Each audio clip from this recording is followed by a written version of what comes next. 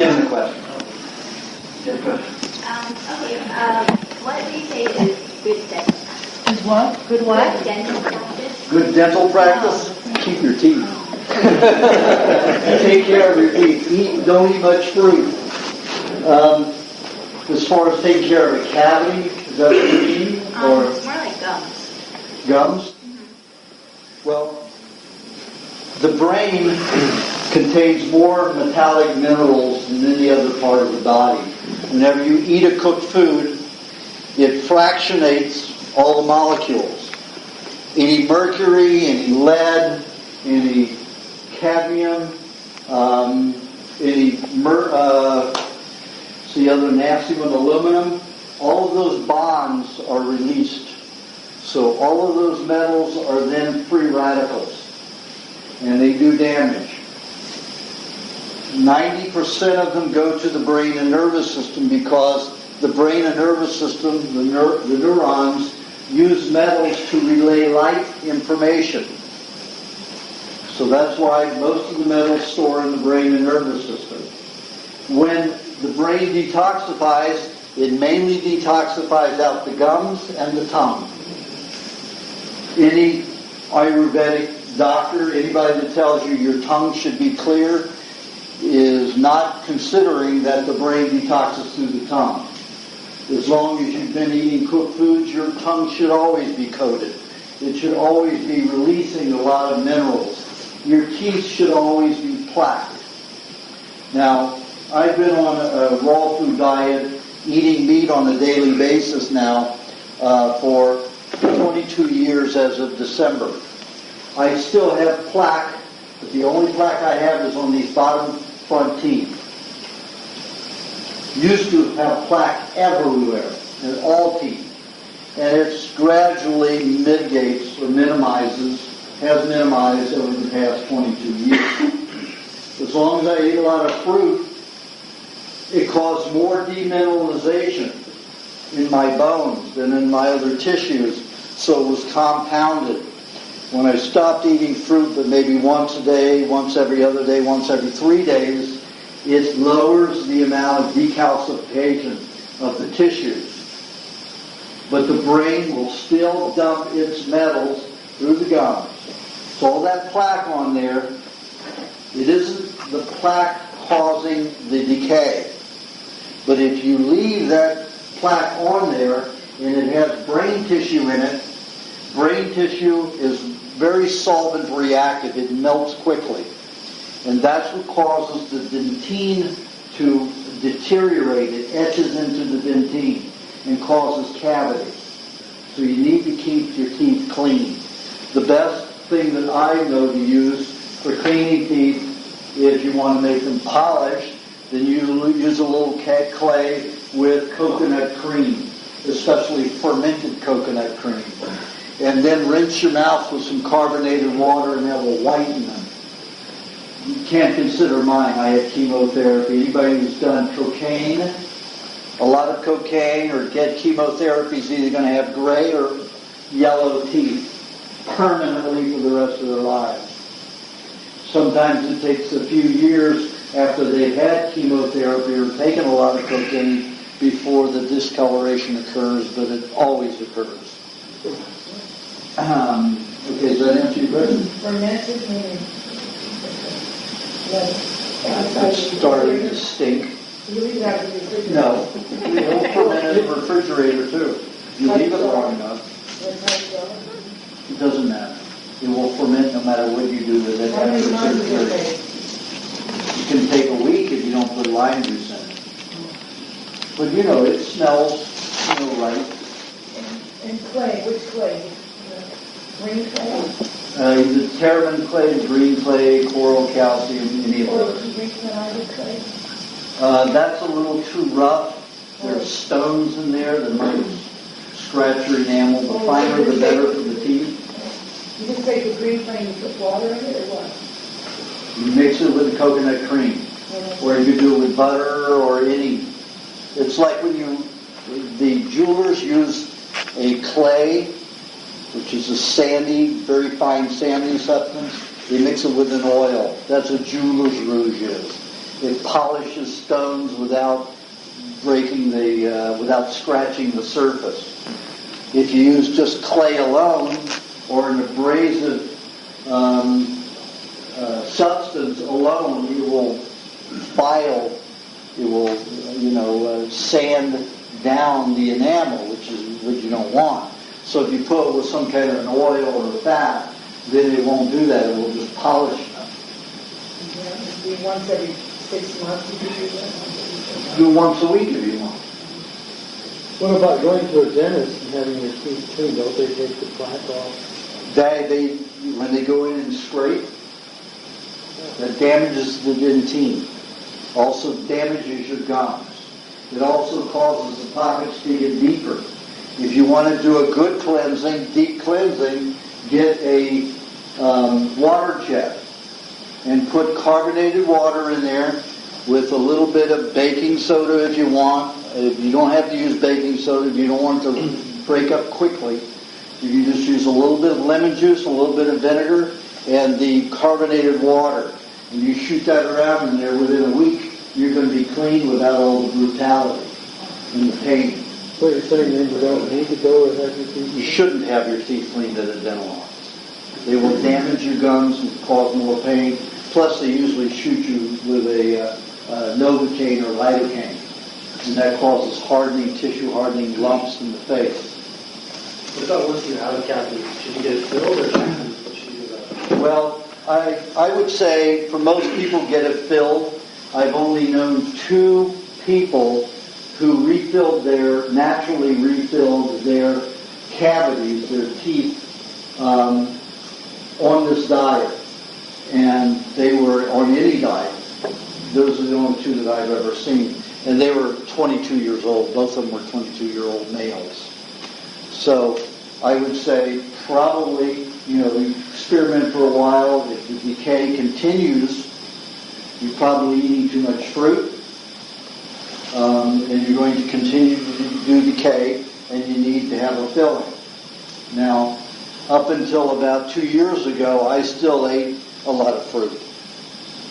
And I still continue to have a little decay. Not a lot, but it was very minor, but I still continued. Once I cut out the fruit, or cut it down to 1 a day or less, all the decay stopped completely. All right. Do you have a question? Yeah, I just wanted to know about generally the role of milk. Like, I hear about people have like problems with lots of fresh raw milk, not fermented. Do you think that it's always better to drink fermented milk than fresh? Well, did everyone hear the question? Is fermented milk better than fresh milk? It always is, because the fermented milk has allowed the bacteria, and you have 3 basic categories of bacteria that naturally exist in raw milk, unless they're fed antibiotics. And that's Bulgarius, Coccocicus, and Acidophilus. Acidophilus breaks down the sugar, the lactate. The Bulgarius breaks down the the fats, and the Coccocicus breaks down the proteins. So you naturally have the bacteria in there pre-digesting it for you.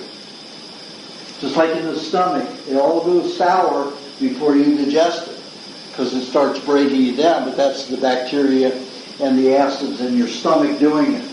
A lot of people are not very well to do that efficiently. So to let the milk ferment is always preferable.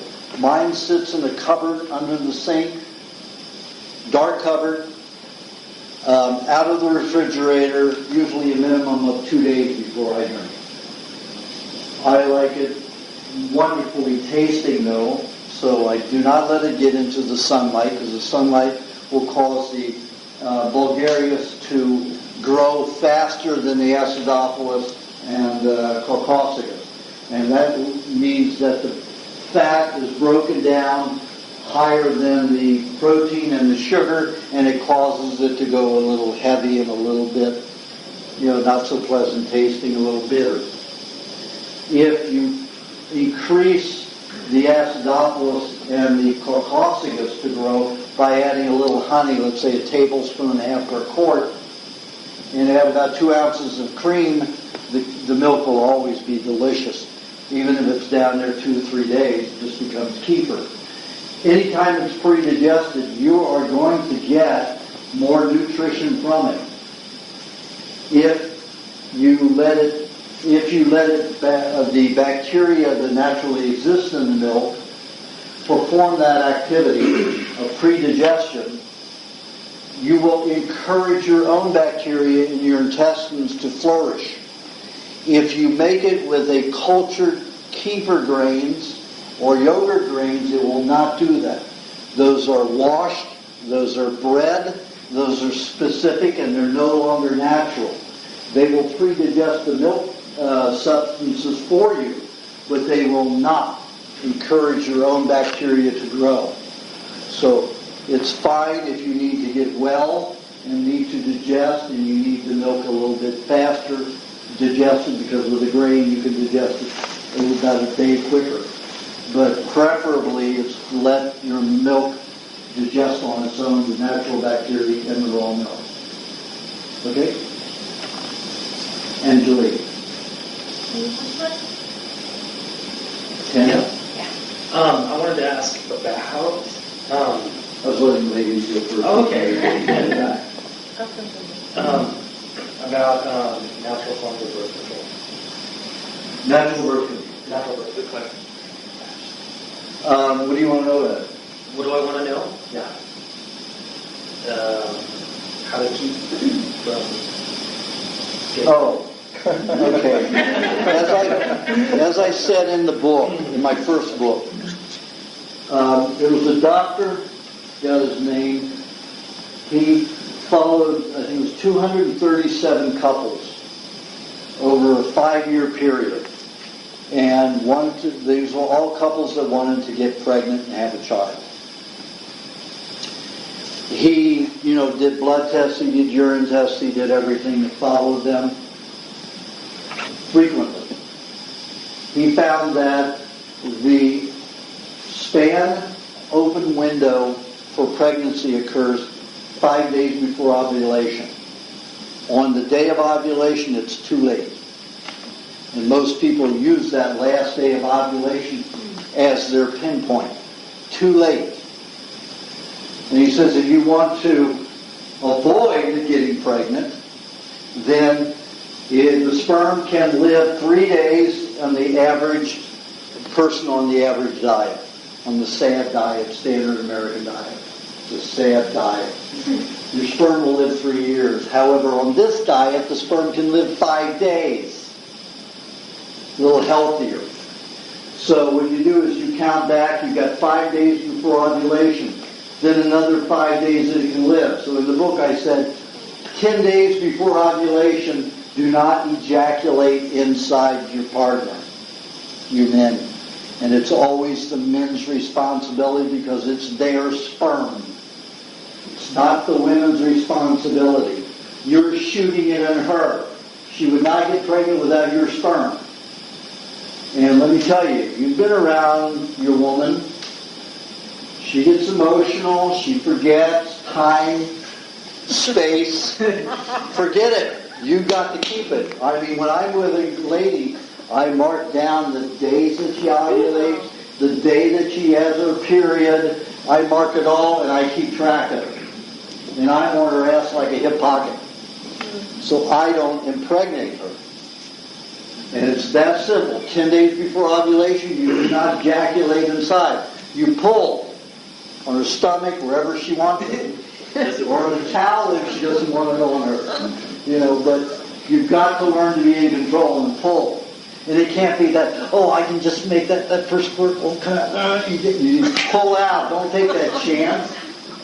Those things shoot. That first squirt is the one that really propels. And if it gets right up there around that cervix, man, those swim in quickly. Especially on this diet.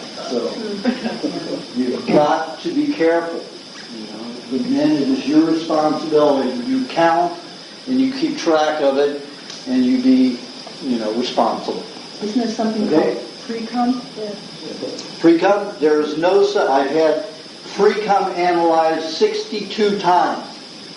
And never is there a live sperm in it. It is like a soap. It's a solvent. It has urine in it. It has a lot of other properties in it, but no live swimmable sperm. Now, one of those sperm in the right environment could swim a quarter of an inch, and they die. That quickly. So you don't have to worry about that. Okay? Do you have a question? Yeah. So what causes yeast and hemorrhoids, and why especially when one is pregnant? Stronger. What was the question? That was about 3 questions in one. And I'm trying to see how she related them. There was a question about hemorrhoids, there was a question about yeast infection, and there was one about, what was the other? Why especially when you're pregnant? Why do they come up then? Oh, why do some women have yeast infections, have hemorrhoids, all at the same time when they're pregnant? The baby has to be protected if it's going to live. There's a lot of toxicity stored in all the tissues. And as that uterus is expanding and those ovaries are still producing a protective hormone to keep the baby from dropping, your body's producing mucus. That system is working harder than it's ever worked. And if there's toxicity in it, it has to be removed. Can you imagine if you had some mercury or aluminum stored in a little area in your uterus and it's ripped? It wouldn't heal. The aluminum knocks out the zeta principle. And the zeta principle is the ability for substances to stay emulsified, suspended in fluids. If you take aluminum and drop just a pin drop of, just a tiny fraction of a drop into a gallon of milk, all the minerals will hit the bottom. It just zaps all the electromagnetic energy out of anything that's in it. It is then not emulsified, and your nutrients will not be utilized properly. Aluminum is a dangerous substance. It's as bad as mercury because it can destroy your nutrients. Mercury causes burning and damage to the tissue, but it does no more damage than the aluminum does, just different damage. So if you have those in your tissues when you're growing and expanding with a fetus, you're likely to lose the fetus if you don't detoxify. Hemorrhoids are always a discharge through the skin. It's usually a heavy metal. It's usually aluminum, mercury, or cadmium, or lead coming out. And if you've ever had a hemorrhoid analyzed for its content in the pus that it comes out in, or the blood that discharges from it, you'll find that it is very high in poisons, sometimes even medical poisons that are injected. Most of those, aluminum and mercury, come from vaccines and other medications that are injected. So, but it doesn't just have to be those particular varieties. If you shot up cocaine or shot up any drug, even if it were recreational, you still have those alkaloids, those heavy metals, those free radicals that will cause damage. And they cannot go through the intestines. Can you imagine if you had a hemorrhoid in an intestine? You'd have an ulceration, a perforation, and you'd have peritonitis, possibly die. So the body puts it out through the skin in the rectal area or in the butt. So it's a very dangerous substance. So you don't want it coming out anywhere else but as hemorrhoid. It's the easiest way and best way for the body to get rid of it. Yeast, again, those are sugar byproducts that are being fed on. You have acrylamide, advanced glycation end products, yeast that you've eaten in breads, the sugar products that have collected, byproducts that have collected and damaged the cells. The only way for the body to get rid of them is to breathe yeast infections, to go in there and eat it up, to eliminate it, because we just eat too much of it, or the regular, we've lived too much on it in our lifetimes and we're full of it. The Columbia University found that humans, if they eat carbohydrate foods, store 70 to 90% of the byproduct, even if it's raw. 70 to 90% of the advanced glycation end products are stored in the body, the human body. That's a lot of sugar byproduct. So that's why we want to get away from eating too much fruit, or at least eat green fruit, so we don't have all those high carbs, we have more enzyme activity.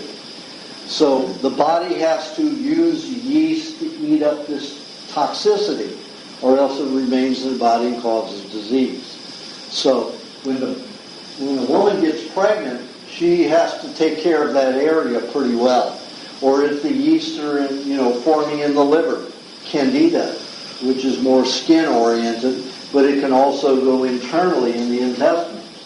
But there's lots of yeast that promulgate throughout the system, and they are necessary. They are all necessary. Okay? If you would say something about oxygen, either through pranayama, which I do a lot of, or through hyperbaric chambers, which I have a friend that swears by, that recommend. Could you say something? Okay. Could you speak up? He asked about pranayama. Pranayama are breathing exercises, yogic breathing exercise, hatha yoga. Hatha means body movement. Exercises.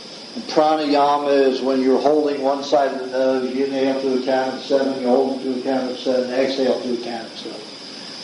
That's about what they say, but some people can only inhale to a count of 3 and hold it to a count of 3 and exhale to a count of 3. They don't have that ability. I can hold it for a count of 90 seconds, hold it for 90 seconds, and exhale for 90 seconds. If I practice, I can do it in one inhalation and one exhalation in 5 minutes. So I can really control it and lower my heartbeat. That's what pranayama is, controlled breathing. A lot of people feel that oxygen is very, very important. So are carbon dioxides. That's why people who have panic attacks breathe into a bag and they get more carbon dioxide. And that settles them. So oxygen is overrated if you're saying it's more important than carbon dioxide. It is not. They're both needed fairly equal. That's why pranayama works. You inhale, you hold your breath to the same count, and you exhale. So you're actually you're exercising your lungs less, you're producing less carbon dioxide and waste products because you're allowing your body to use the oxygen that it has and even reuse a lot of carbon dioxide. So, hyperbolic chambers, they work for people who are very sick and are not on a good diet. For people that I've seen on a good diet using hyperbolic chambers, it is not favorable. Not favorable. Not favorable. It causes problems. Because, would you care to say what? That I would have to guess at. But, since that came about, I haven't funded any more research because I said, I've already spent $1 million. I've been a slave to the research, and it's not necessary. I just watch what happens. But if you want to invest $60,000, I can do a very good. No, I'll pass. Thank you. Okay. And I'll give you whys. All right. Yes, do you have a question? Yeah, okay, so I've tried a bunch of different things like old ancient healing techniques like, Tai Chi, Chinese medicine, Ayurveda to feel better, and they don't work. Why doesn't the old stuff work that people have been using for a long time? Well, because did everybody hear that? What is that? I see. No, why He's saying, why does exercise in the old disciplines, like Chinese medicine, Ayurveda too? Chinese medicine, Ayurvedic, all of that, why doesn't it work for us now? Ayurvedic medicine was geared toward your lackeys. Lackeys are your slaves that do minion work. They go out there and grow rice paddies, mine the rice paddies and the water buffalo and all the cows and whatever else, the chickens and whatever else. They were only allowed to eat 10% meat, maximum, 10% vegetables, 80% rice. That was their That was the rule, that was the law. If you were a warrior, you could eat 50% meat, 10% vegetables, 40% rice. If you were royalty, you could eat 90% meat. Why is that? Because the higher the rate of carbohydrates, the less you had emotional and mental control. You were also hyperactive and needed to be out in the field working. If you were eating high meat content, you could be intellectual and overthrow the government, and they did not want that of anybody. So Ayurvedic medicine was created for the lackeys, the servants, the slaves in the field, because they were not allowed to eat a lot of meat, so they had to come up with all these very, contorted methods to try to treat them. It was very difficult, and it didn't work very often. Where did you get that? I read that in I was reading in a document from a Chinese scholar, and he translated from a law that was dictum from, I forgot which dynasty it was, it's 1100, and that was the law of diet. So you're referring to Chinese medicine. Chinese medicine. I think that's true of Ayurveda as well. Yeah, they had the same thing. They had the same thing in India. The same thing with the lackeys there. Yes. Yeah. They never let them have enough money to eat a lot of meat, too. Right. But when they started, like in the United States, everybody's becoming, wealthy, or they can afford to eat a lot of meat. So what they did was they put it in law. So the people had to follow a certain diet. Our government does it, and our industry does it by slamming you with propaganda. Don't eat much meat. Eat high carbohydrate diets. And you've got that coming from every field, everywhere. And the TV's hitting you with all these, eat potato chips, eat all this sweet stuff, all these cereals, that's the breakfast of champions. What champions, I don't know. But they get these athletes who go out there and make millions of dollars by saying it's what gives them energy, And then they burn out at 32, 36 years old, and then you wonder, wait a minute.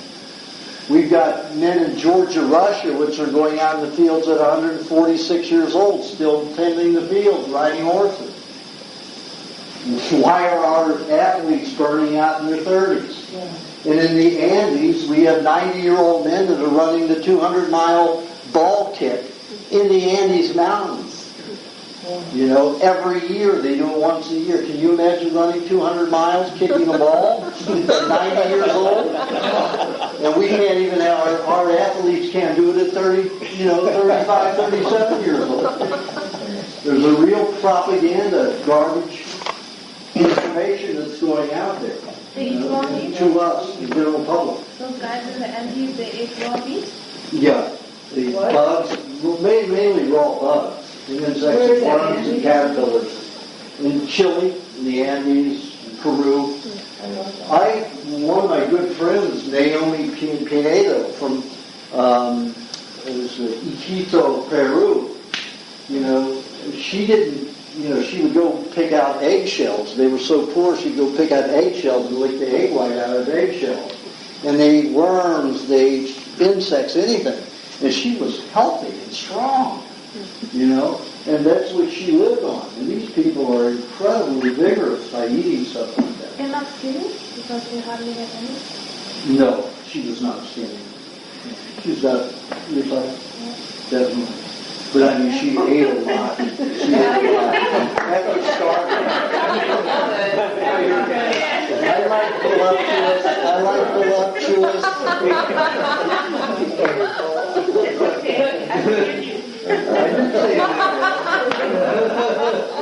I didn't say anything negative about that.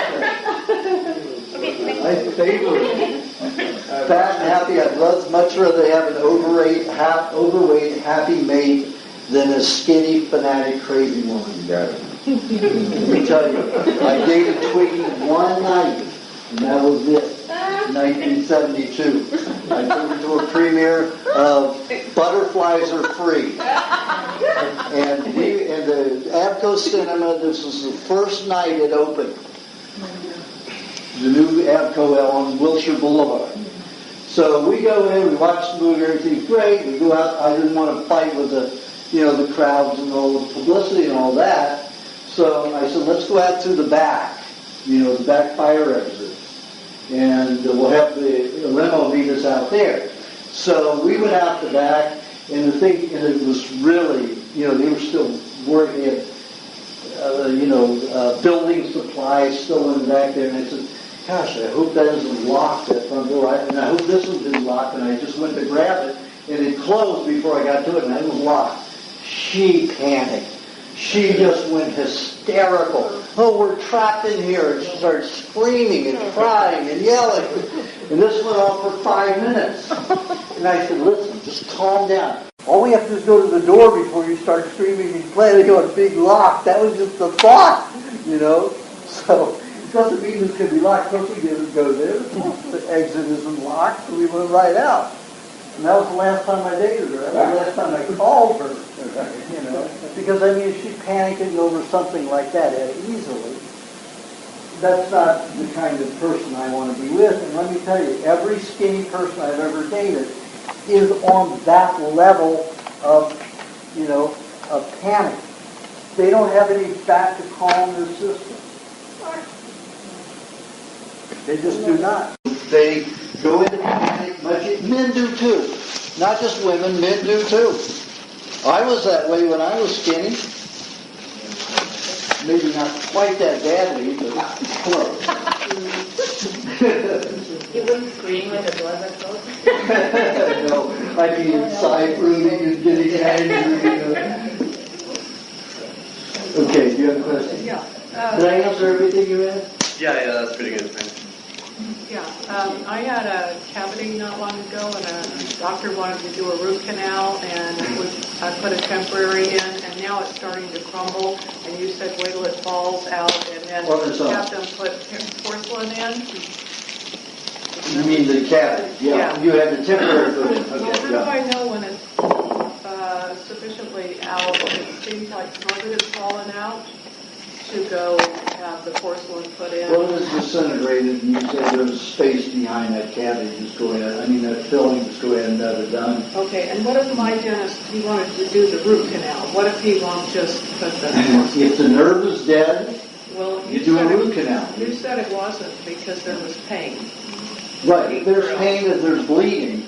I had a tooth here. This tooth was broken. My father hit me with a paint can when I was 16 years old. Broke these two teeth off with the ground. And my older brother was holding me like this. So, I was livid. And my father, my blood was shooting out of my head because my father hit me with a 9-iron first, 9-iron golf course. 9-iron golf club, and went into my skull. So blood was shooting out here. My brother's holding me back because I got my father by the throat and I was choking him to death. And I was not really with it after that. The golf club went into my brain. So I'm choking him, and my older brother comes, and he just come back from Vietnam. And he was undercover CIA type Army intelligence. So he had been trained to kill. So he had me in a lock so quickly and back, and my father picked up a paint can and wham, spray paint can, hit me, knocked his teeth out. Well, the doctor wanted to do, many times wanted to do root canals. And I said, if I have feeling there, the root's alive, why would I want you to kill that tooth? And he said, well, because he could get infected. I said, if a frog had wings, he wouldn't bump his ass when he jumped. So I'll wait till the tooth dies before I'm going to have you destroy that tooth. Because you can add to it, so I had a cap put on, with a short post in it. Because there was no way I was going to let him do a root canal. That's illegal to do in this country. So I have to go to Mexico to do it now. And still, this tooth, up until 5 years ago, was still alive. And the dentist said, because the cap finally came off after 25 years, and he said, I want to do a root canal on it. I said, the tooth is still alive, I can feel it. So he said, I don't think so. So he probes up there in his blood. He said, yeah, it's alive. I said, then you're not doing a root canal. So that was that. So he didn't do a root canal. He was an American doctor who would do anything that I said, but he retired. So then now I have to go to Mexico to have it done. Anything done that I want done, because I will not cause damage to my mouth because of the fear of possibilities. Do you have to go very far in New Mexico? No, just into Tijuana. I see. And the dentist I use is Dr. Breton, Tomas Breton, Britton. Third generation dentist, and he's very gentle. He's a big bear of a man. Very gentle, speaks English. His father, speaks perfect American, but his mother and his father are dentists. He's a dentist. He's gentle. He'll do anything I say. I got him into the more natural dental practice. And he's a heavy researcher. I mean, he will just go right into it. He grew up with it, so he's aware of it already. Complexity. Well, my dentist just insists that the tooth is dead. So if I went and had a second opinion, would he tell me? Yeah, he will tell you if it's alive or not. Yeah. Just say, is it bleeding? If you stick it up there, is there any pain up there? He'll put a prong up there and say. Right. And if it isn't, he won't do it to you. And you don't use any Novocaine or anything? No. In 1978, I had 16 fillings that were mercury, half mercury, the amalgams. There happened to be a dentist,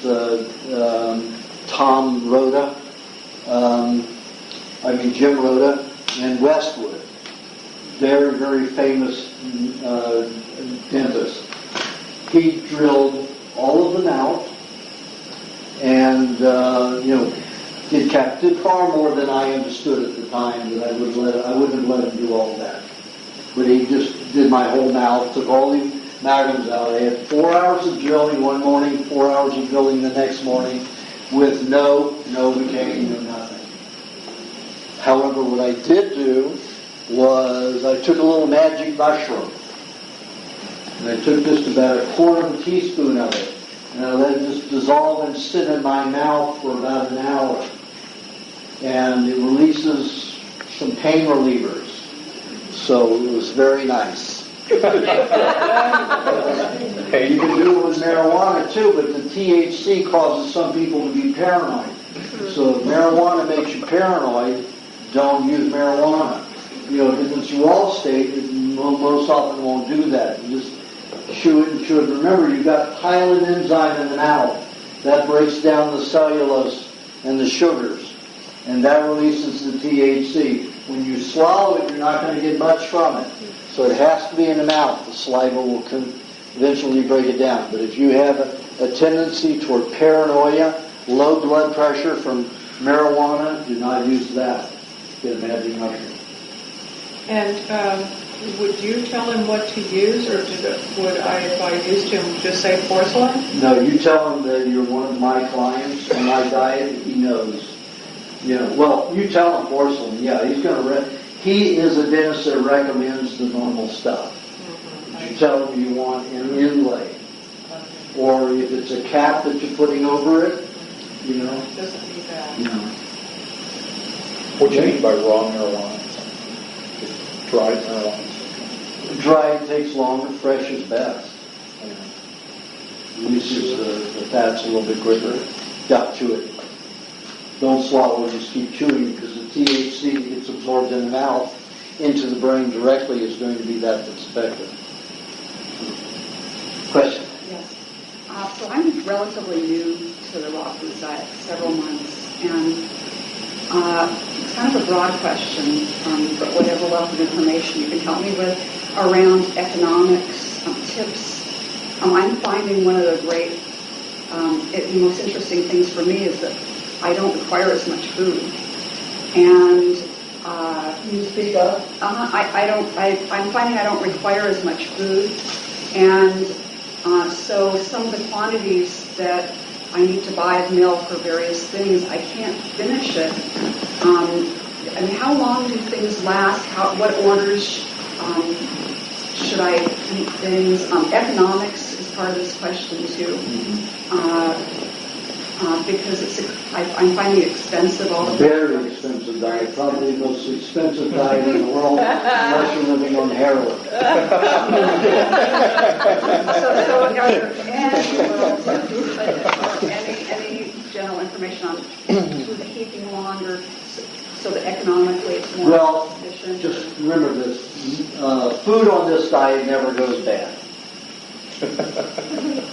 The rottener that it is, the more it is pre-digested. No problem. Our good friend here just brought us some century eggs, which are bacteria deteriorated. Eggs that probably, that was a year old because it was as firm as a hard-boiled egg, the parts of it. And there were green molds in there was gangrene in there was all kinds of good bacteria. It was quite tasty, wasn't it? Yeah. We were thinking of that before we realized it's like a gummy bear. It's like a good gummy bear. Yeah. So, magic mushroom. and your dairy never goes bad, it just becomes cheese. Drier and drier cheese. So, it does not go bad. If you want things to stay fresher, you put them in glass jars.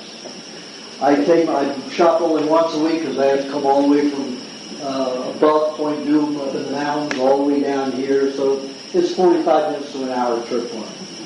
So I shop one day a week.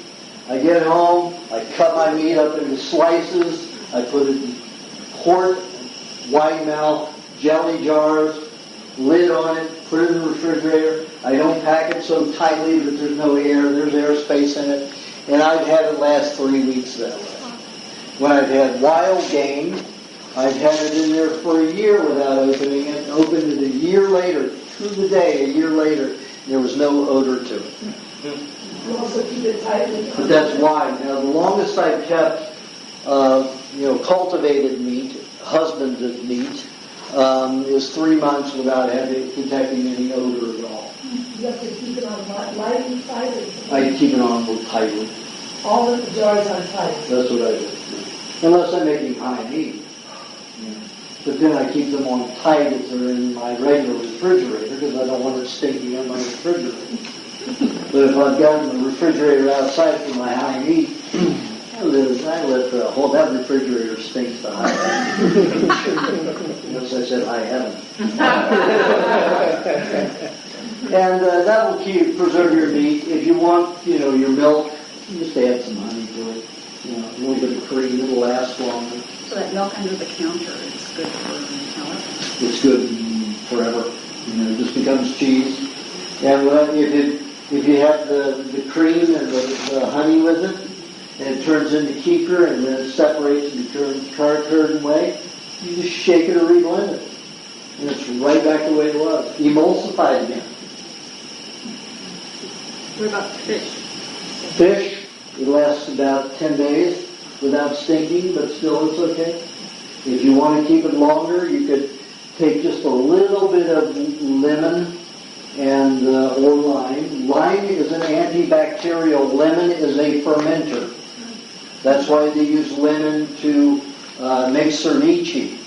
Lime is an antibacterial, so it does not break it down the same way.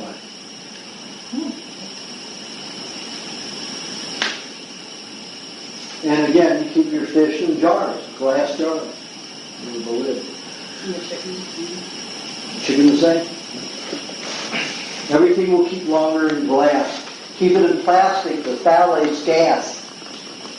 And they cause the tissue, the phthalate gases start interreacting with the tissue and it starts breaking it down into a foul odor and get really slimy.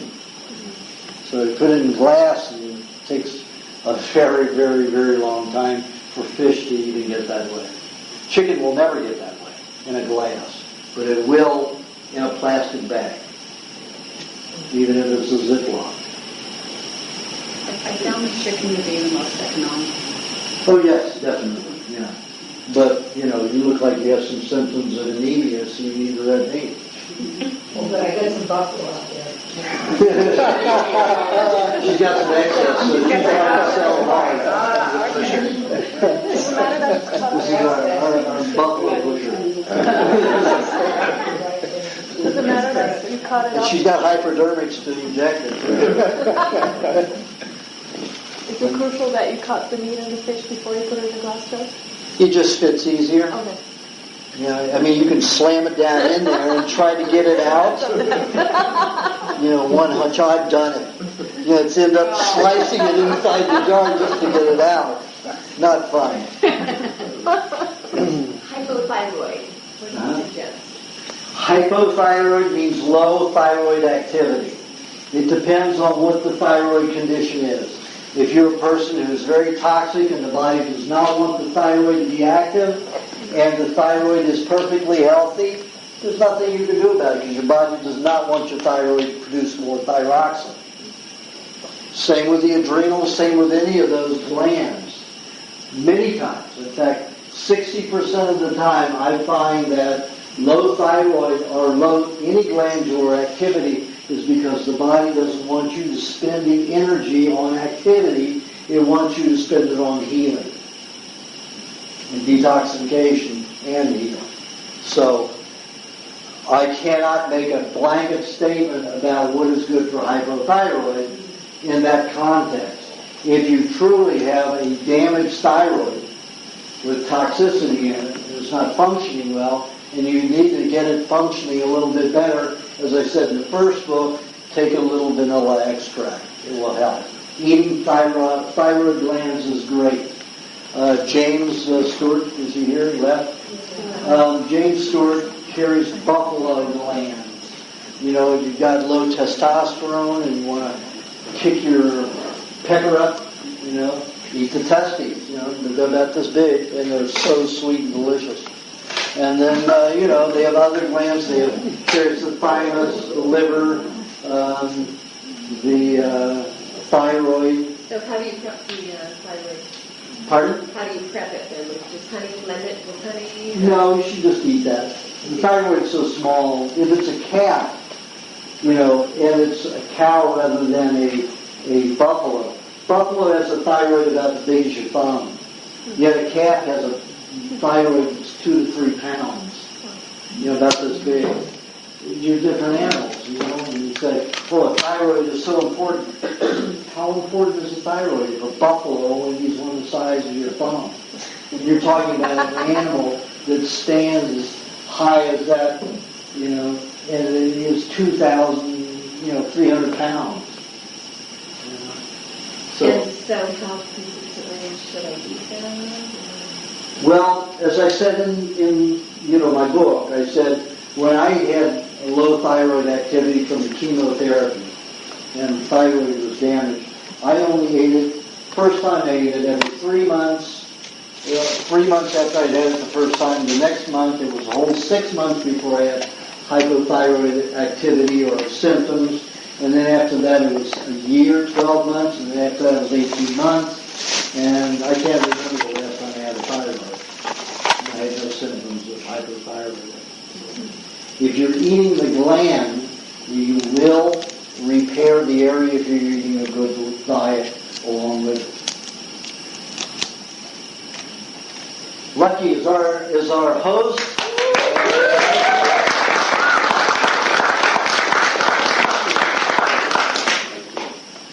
In the intense sun outside or in the tropics somewhere, is it like hard on the skin when you're eating raw, or is there something you can do to protect it besides a hat or standing out of it? Well, that depends. Black people, dark people, Asians all over the world, they're dark because they keep absorbing the sun. And it's just like, you look at the black people and their health. They're the greatest sports people in the world because they've only been eating good foods for 400 years since we shipped them over here. Most of them eat raw meats and raw everything. The fat in the skin determines whether you use the sun's rays properly. And the sun will transform fats into vitamin D and other lipids and cholesterol that nutrify the body and help bones grow and tissue regenerate, cells divide. sun is very, very important if you want to see healing. So, most people who are very fair-skinned and a person who is like you has pockmarks, it shows very unhealthy skin when you were young. It takes more time to regenerate that tissue. But I found in the last year doing experiments, if you start putting meat slices on your face at night, the skin actually starts revitalizing. So that's what you can do to wake it up so that you can handle the sun better.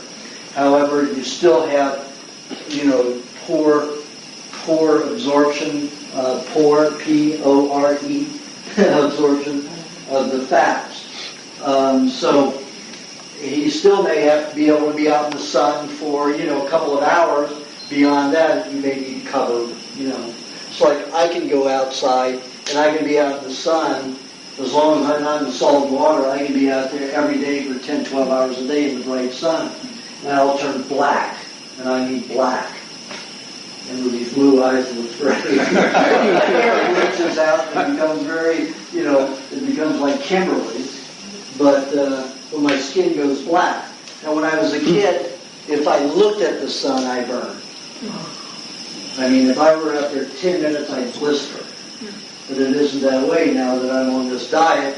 But it takes a while to get there. Usually, if you're very young, you're under 20, it only takes 10 days of being on the butter to be able to absorb the sun properly. I even had an albino eat the butter and lots of avocados and eat proper foods to be able to utilize the sun's rays properly. And the first time he went out, he fell asleep and was out there 6 hours, did not burn. But he was only 19 years old. As you get older, it takes the skin a longer time to regenerate. We don't have the growth hormones that we do till we're 21. So after that, it takes a little longer. So like I said in the book, you keep flipping sides if you're sunning. If you're out there doing some kind of sport, you better wear a long sleeve shirt if you start feeling too hot. If you burn, you can prevent yourself from blistering just by putting egg white on there, or the formulas I've given for burn.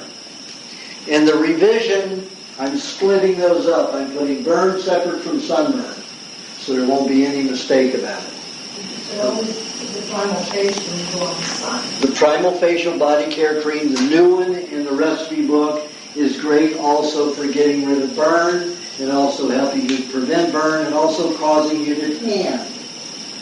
Now, if you want to get white, there's a lot of Asian girls that you're not considered elite and of the more desirable women if you're dark. So they like to get light. So what they do is take coconut cream and put it on at night, and it lightens their skin. Every night you put it on, your skin will get lighter and lighter and lighter. So if you have that kind of consciousness, that's a natural way to do it rather than bleaching your skin. Okay? I like dark. What did you say if you're not in salt water? If I'm in salt water, it rips the fat out of my skin, so I will burn. What are you doing in salt water? Snorkeling.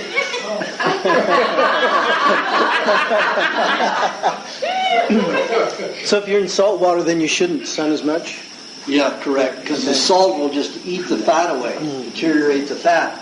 I was on Phuket Island and Phi Phi Island 14 days before the tsunami hit. The hotel I stayed in, the Run completely demolished, and everybody died in that hotel. So I just made it out in time. But I was out in that bay snorkeling the day before I left, and I snorkeled in 4 different places while going on this boat trip. And by the time the day was ending, I was so burned that I didn't know it until the end of the day. I mean, my skin felt like leather. So I put the egg white on it, woke up the next day, no blister. And I was out there probably 10 hours snorkeling all day long. Have you written about sun and aging? Pardon? Have you you written anything about sun and aging? Well, sun and aging, again, is if you don't have the fats in the skin, you're going to age. Otherwise, the sun causes you to stay younger because it helps your cellular division. Now, when I lived outdoors on a bicycle, from 1974, December 31st, 1973, all the way through October 76, my skin was just like you saw pictures of Indians. I mean, it was like leather, because I lived on a bicycle. I lived outdoors for that 3 years. And my skin was thickened like leather. It's no longer like that. And I still go out and get lots of sun. It just doesn't happen with the good raw fats in the body. Okay. Hi. Hi. I want to thank you for doing this. Oh, you're welcome. It's tremendous. Thank you for your appreciation. It's my pleasure. Since menopause, I've had a lot of vaginal dryness. Do you have recommendations? I've always wondered, what does menopause mean? That's such a funny word. You've had a lot of dryness. Yes. Okay. Like I said in the first book, menopause is not the cessation. Normally in healthy people, it's not the cessation of hormonal production. But because we're on such bad diets and we poison the system, when the body tries to make the changeover, it can't do it. So in trying to make the changeover, it gets exhausted, and then it stops creating the hormones. That's only because you're not getting the right fats and proteins together.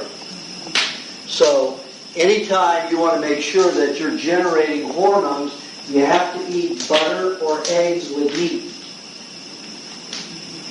Cream doesn't quite do it except for maybe the pituitary gland and maybe the pineal. But for all the other glands, it takes butter or egg with meat to generate hormones. Yes, absolutely. Yeah. It's supposedly better. Okay? Do you have a question? Yes, I do. Again, I'd like to thank you. Well, thank you. I have a tremor which seems to occur from my elbow forward, and it tends to come with tension. I get tense, maybe my shoulder folds up, I can feel this start to vibrate. If I relax, the vibration ceases. Tremor. Okay. He says he has trembling from his arm, the elbow, down to his hand. And when he gets tense, it's more prominent at that time. He notices it at that time. Almost all palsy, almost all, also starts with the P, Parkinson's. Almost all those diseases are coming from aluminum. They zap the zeta principle. So then the electromagnetic energy that's normally supposed to pass through the system gets caught up where the aluminum is stuck. And all of the impulses start sputtering. It's like you have, say I took a wire out of the plug there and put it against that metal shovel. And all of a sudden you see the sparks going every which way. It's no longer hit a natural conductor. So when somebody plugs it in, that's the normal passage of electromagnetic energy. It goes down into the rest of the fingers, or down to the fingers. If it's short-circuited by this aluminum, other metals can do it, but it's mainly aluminum. So you've got aluminum there, it's going to block everything up.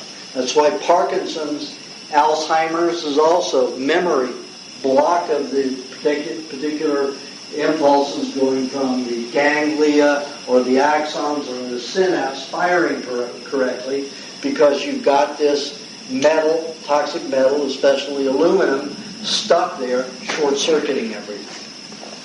So it's a matter of getting aluminum out of the body. Things that I found to get rid of aluminum, the only thing I found to get rid of aluminum is raspberries. Raspberries and coconut cream, and it's mixed with butter and cow's cream. All three creams together are both. Coconut cream is the most important. And always have them in the afternoon, or else you might not sleep at night. Clay, do you have a question? Yes, thank you. I was doing some research on scoliosis. And how do we handle that? Scoliosis is an unnatural curvature, natural in a disease state, curvature of the spine. That can happen from toxicity lodging in the muscles around on one side of the spine or in the front or back, causing the spine to move in an unnatural way or an uneven and unbalanced way. Or it can be toxins stored in the vertebrae that cause things like arthritis in the joints that can eat away the cartilage, so then you have an imbalance. Any of those will create different curvatures on the spine. Too many minerals. Let's say somebody eats a lot of pasteurized dairy products, and they may get excess mineral deposits stored in the joints, and they create little spurs, and they can cut the spinal cord, and they can cause the body to tense up in a certain way and cause curvature of the spine. So there are many reasons it can happen. So it depends upon what is the particular problem to how to reverse it. And that's, a whole science in itself. But the curvature of the spine is always a lack of nutrients or an excess toxicity stored in the spinal cord. If you want to relax it and get that spine to straighten it as much as possible, hot baths are very important. And you need to stay in a hot bath for many hours. Most people of this generation, my generation up, grew up on margarine, vegetable oils. That's what causes hardening of the arteries and heart conditions. The natives, all of the tribes that eat only meats and animal products, even though they cook them, they have no heart disease and no hardening of any arteries. They have no varicose veins, no thrombosis.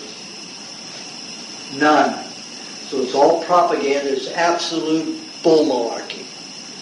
There's propaganda out there that meat products, that animal fats cause heart conditions. It is absolute nonsense.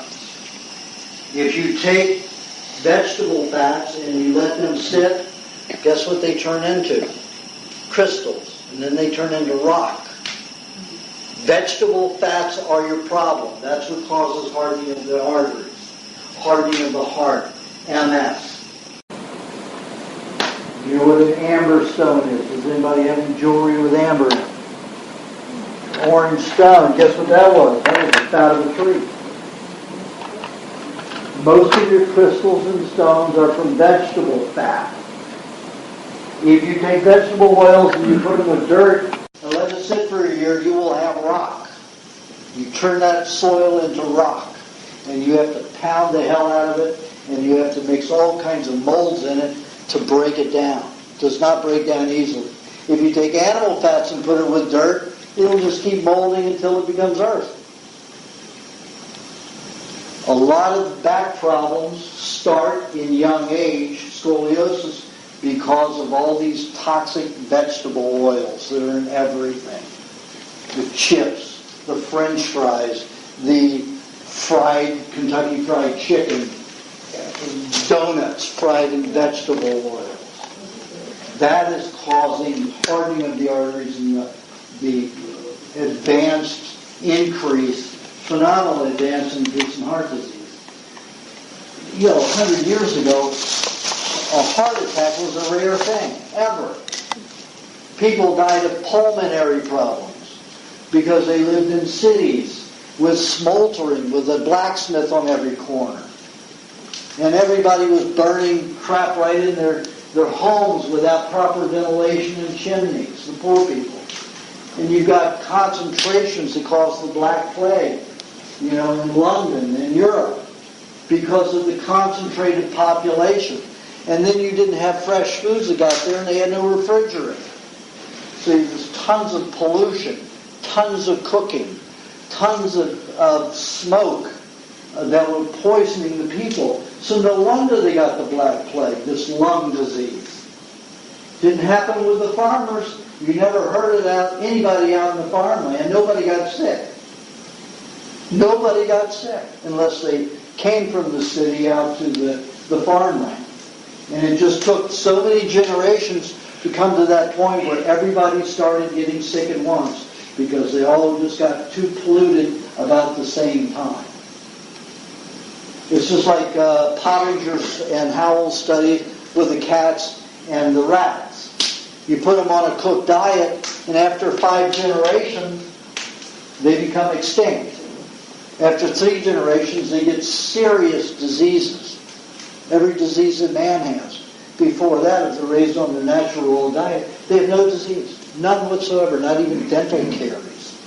Eskimos, the first dental carie discovered in the Eskimos was in 1886. And that was among an Eskimo who had ate the German and British diet of, cakes and pastries for 50 years. First case of cancer among the Eskimos was 1936. Again, in a person who had lived in the German and British colonies, eating the breads and the regular cakes in the other gardens.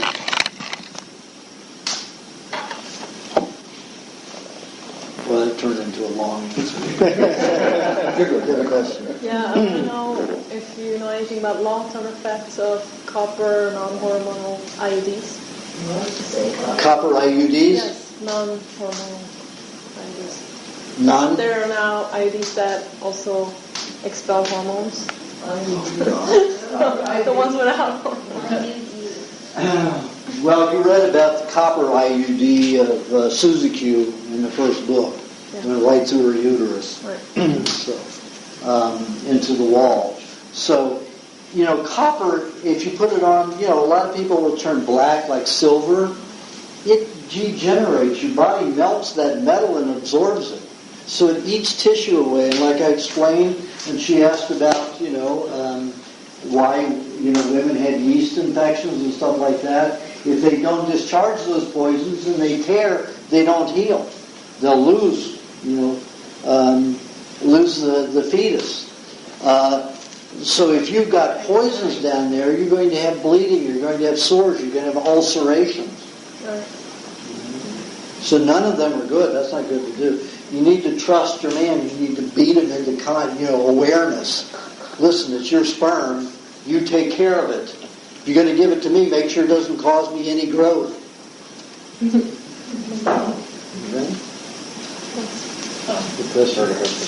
All right. Okay.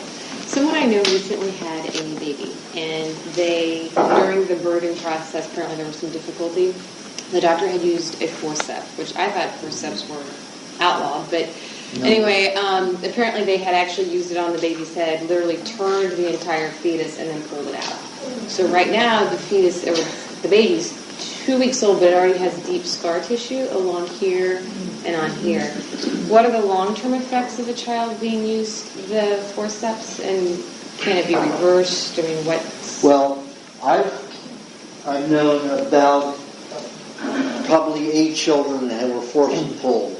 And I've seen pictures when they were babies and they developed out of it fine. Okay. I've seen 2 that did not, that were deformed by it. But they were raised on the worst diets you can imagine. They got very little. Both of them were, one was Asian, and, the family was very poor. And the other one was Indian, also very poor. So they never had the meat to regenerate the tissue and grow quickly while the baby was young enough. But the other 8, did fine. So, but it depends upon what they're fed. The American diet, up until 50 years ago, you had meat at every meal. Breakfast, lunch, and dinner, you had meat at every meal. Now it's once a day, maybe once a week. It's the same garbage that they're handing people. And we're getting more and more disease. And the false information that people are living longer has nothing to do with the medical profession, and it has nothing to do with our diets, healthy diets. It has to do with we are now sheltered from the intense cold and the intense heats which will kill people quickly. Can you imagine 100 years ago, you don't have a fire like that in your house, and you can't afford to burn one, and you can't afford to get the wood because you're in a city where there is no more wood because all the trees have been cut down, and you can't afford to get wood, so you don't have a fire unless it's for cooking, and you freeze at night. A woman, unless she were Angelique's size, she would not be considered a good woman choice to breed children, because it's likely that she would survive every year, year after year, even if she had a baby in the winter. She would survive. But this young lady would be a bad choice. Very bad choice, because she's so thin. But because we have, no offense, you're an example, but because we have heat and we have air conditioning, that prevents all these deaths. And we're living longer only because of that. And that is the sole reason. Take a look when we have power shortages in the winters. All of a sudden you have 230 people die in one night because they don't have heat. And we're not talking about just old people and young people. We're talking about of all ages. Because they can't stay, their blood gets too thick and cold and they die.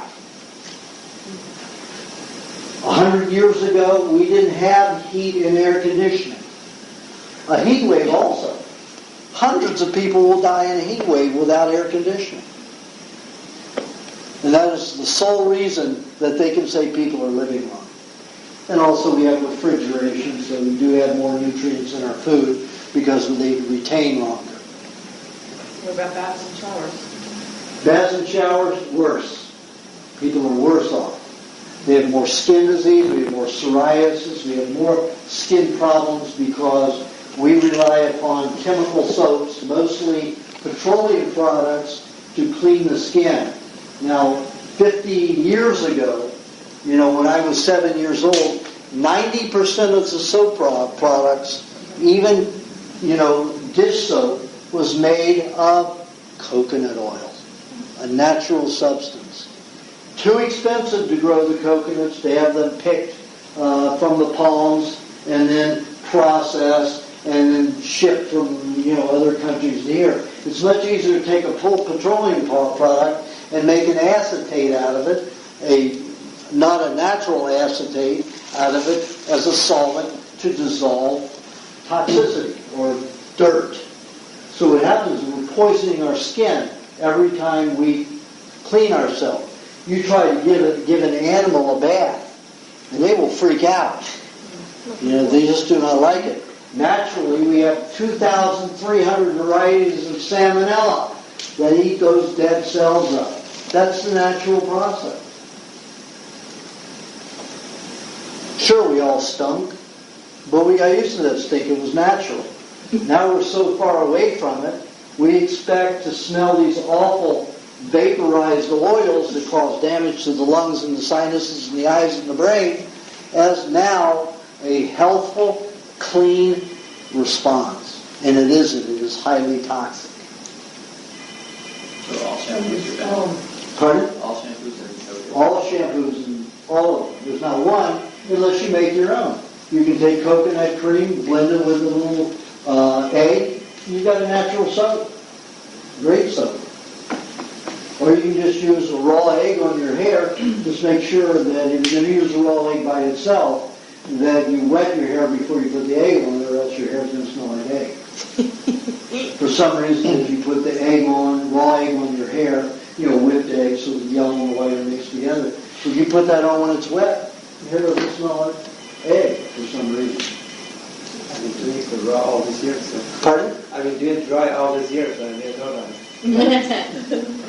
Don't some people put avocado on their hair to condition it? I've heard that that's a good natural. It can, but your avocado oil dries into a black hardened oil. It's not a smooth oil, but it still will act because it's a hardened oil. It becomes brittle like that. You leave the coconut the avocado in there, you see it turn black and it'll flake.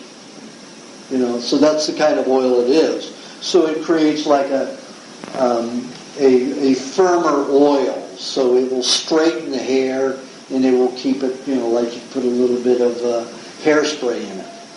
So it will keep a particular form or shape. But if you want somebody hurting?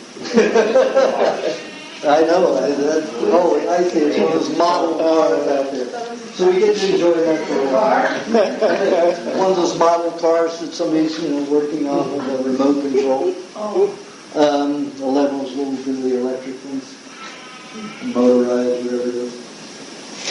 So if you use another kind of fat oil, to like the coconut cream, you rub that into your hands, put that in your hair. That will cause it to be a little stiff, but still, it's a softer oil. It's kind of fast, huh? Yeah, there it is right there. It just took a flip. Okay, Jeff. Now, while it's laying for a few minutes, All right, well, I want to thank this gentleman again for the century eggs. However, when you had asked me if I liked them, you put me on the spot. I was right in the middle of lying, I was trying to get Kay to taste them, and she said, "What are they?" I said, "I have no idea." Like, Jeff, you had them. They were great. I'm like, was that what you were trying to get me to eat? And he goes, so you blew my life. That's okay. Oh well. Let's see. I was going to ask you about C-sections. Just what's your take on those? Cesarean sections are awful. Like I said in my first book, women who have C-sections will take minimum of 8 years to revitalize this area, to get it normal circulation. You have to realize when they go in and cut, whether it's laterally or horizontally, you're cutting all of the circulation in, whether it's lymph, nerve, blood circulation, muscle, it's all cut. So you've broken all of the natural flows and connections to that part of the body. That's why when women have those, all of a sudden they've got these ripples in the skin that is not fed properly, and it is, it's pretty weak, damaged tissue. So they're not a good thing at all. Why do they do them so frequently, or what leads to the Women problems choose with to, it? don't they? Most doctors don't want to wait around in the hospital. Their time is too valuable. It's more valuable than your wife's stomach. And 8 years she's going to take minimum, if she's on a perfect diet, to heal that area. But they don't want to wait 2 hours. They don't want to wait 10 hours for your wife to have a baby. Well, they'll just cut her. They use the excuse. Oh yeah, they make more money, definitely. Well, they'll use the excuse that there were complications and they need to do a C-section. Now, let's say that's even somewhat true. If you challenge them and say, "What were the complications?" Prove it. They'll lose a lawsuit automatically. 96% of the time, they will lose because they're lying. Okay. If you've got a baby who's wrapped around and has a cord around his neck, he's got a good argument. The baby can be worked around and undone, but the mother could suffer a lot from that pain. She may be in contractions at the same time, and a C-section might be a good idea. Or she's losing blood pressure, and you're going to try to save her life by doing it. But that's only, 2 to 4% of all the births. Usually it's just because it's what? Of all the 2 to 4% of all the C-sections. That means 96 to 98% of the C-sections are the doctor's time. He does not want to stay there waiting for the woman to have a baby. So that's why they cut and do episiotomy as well. Yep. No, well, episiotomy is another thing. I know my first wife, she went into labor, and the baby was 22 inches long, 8.5 pounds, and she's 5'4". That baby split her all the way to the rectum and into the rectum an inch. He was so big. That's a different thing. But if she had been on a good diet and a proper diet, not been a German donut house, she would have been able to expand their property. That's right. Okay, we had an argument last night in the car. So sister-in-law said she split, and she said that's just one of those things that happen. I said, no, it happens because she's not capable of expanding. She's not expanding. To give you an example, 2 women who had... I am dating like a mini-me of Aajonus. So You need the century eggs. it's a know-it-all. It's like that. It's difficult to be married to one, though. I know. Well, you have to, if you see this guy a year or 2 months ago, he looked like he came out of Auschwitz. Doctors said he was fine. He tested his blood, he tested everything. He was in good health. Yet he looked like he was in Auschwitz and he was going to die and kept wasting away. Is this the guy with the four? Yeah, this is the guy. This is that guy. It's on his website. Take a look at We Want to Live. The 2 is numeral 2. You'll see him right on the front page. You're a celebrity. How about that? I didn't know it was up yet. I know I sent you the pictures. Yeah, well, he's putting up the new website to have all my information. So, anyway, this guy was emaciated and died, and he went on this diet and turned things around. Here he is a year later. You know, I didn't mean to call you that. Only? Well, yeah, you saw it. Anybody see Groundhog Day? I'm a god, but I'm not the god. I'm a late god. We all are, because we all create a reality. Are you responsible for your reality? So all of the skin healing and regenerating, Yeah. do you want to address that for a second? Or You mean from the cesarean? Yeah. Oh, that's a complex. That's eating a diet, good diet, balanced diet all the way around.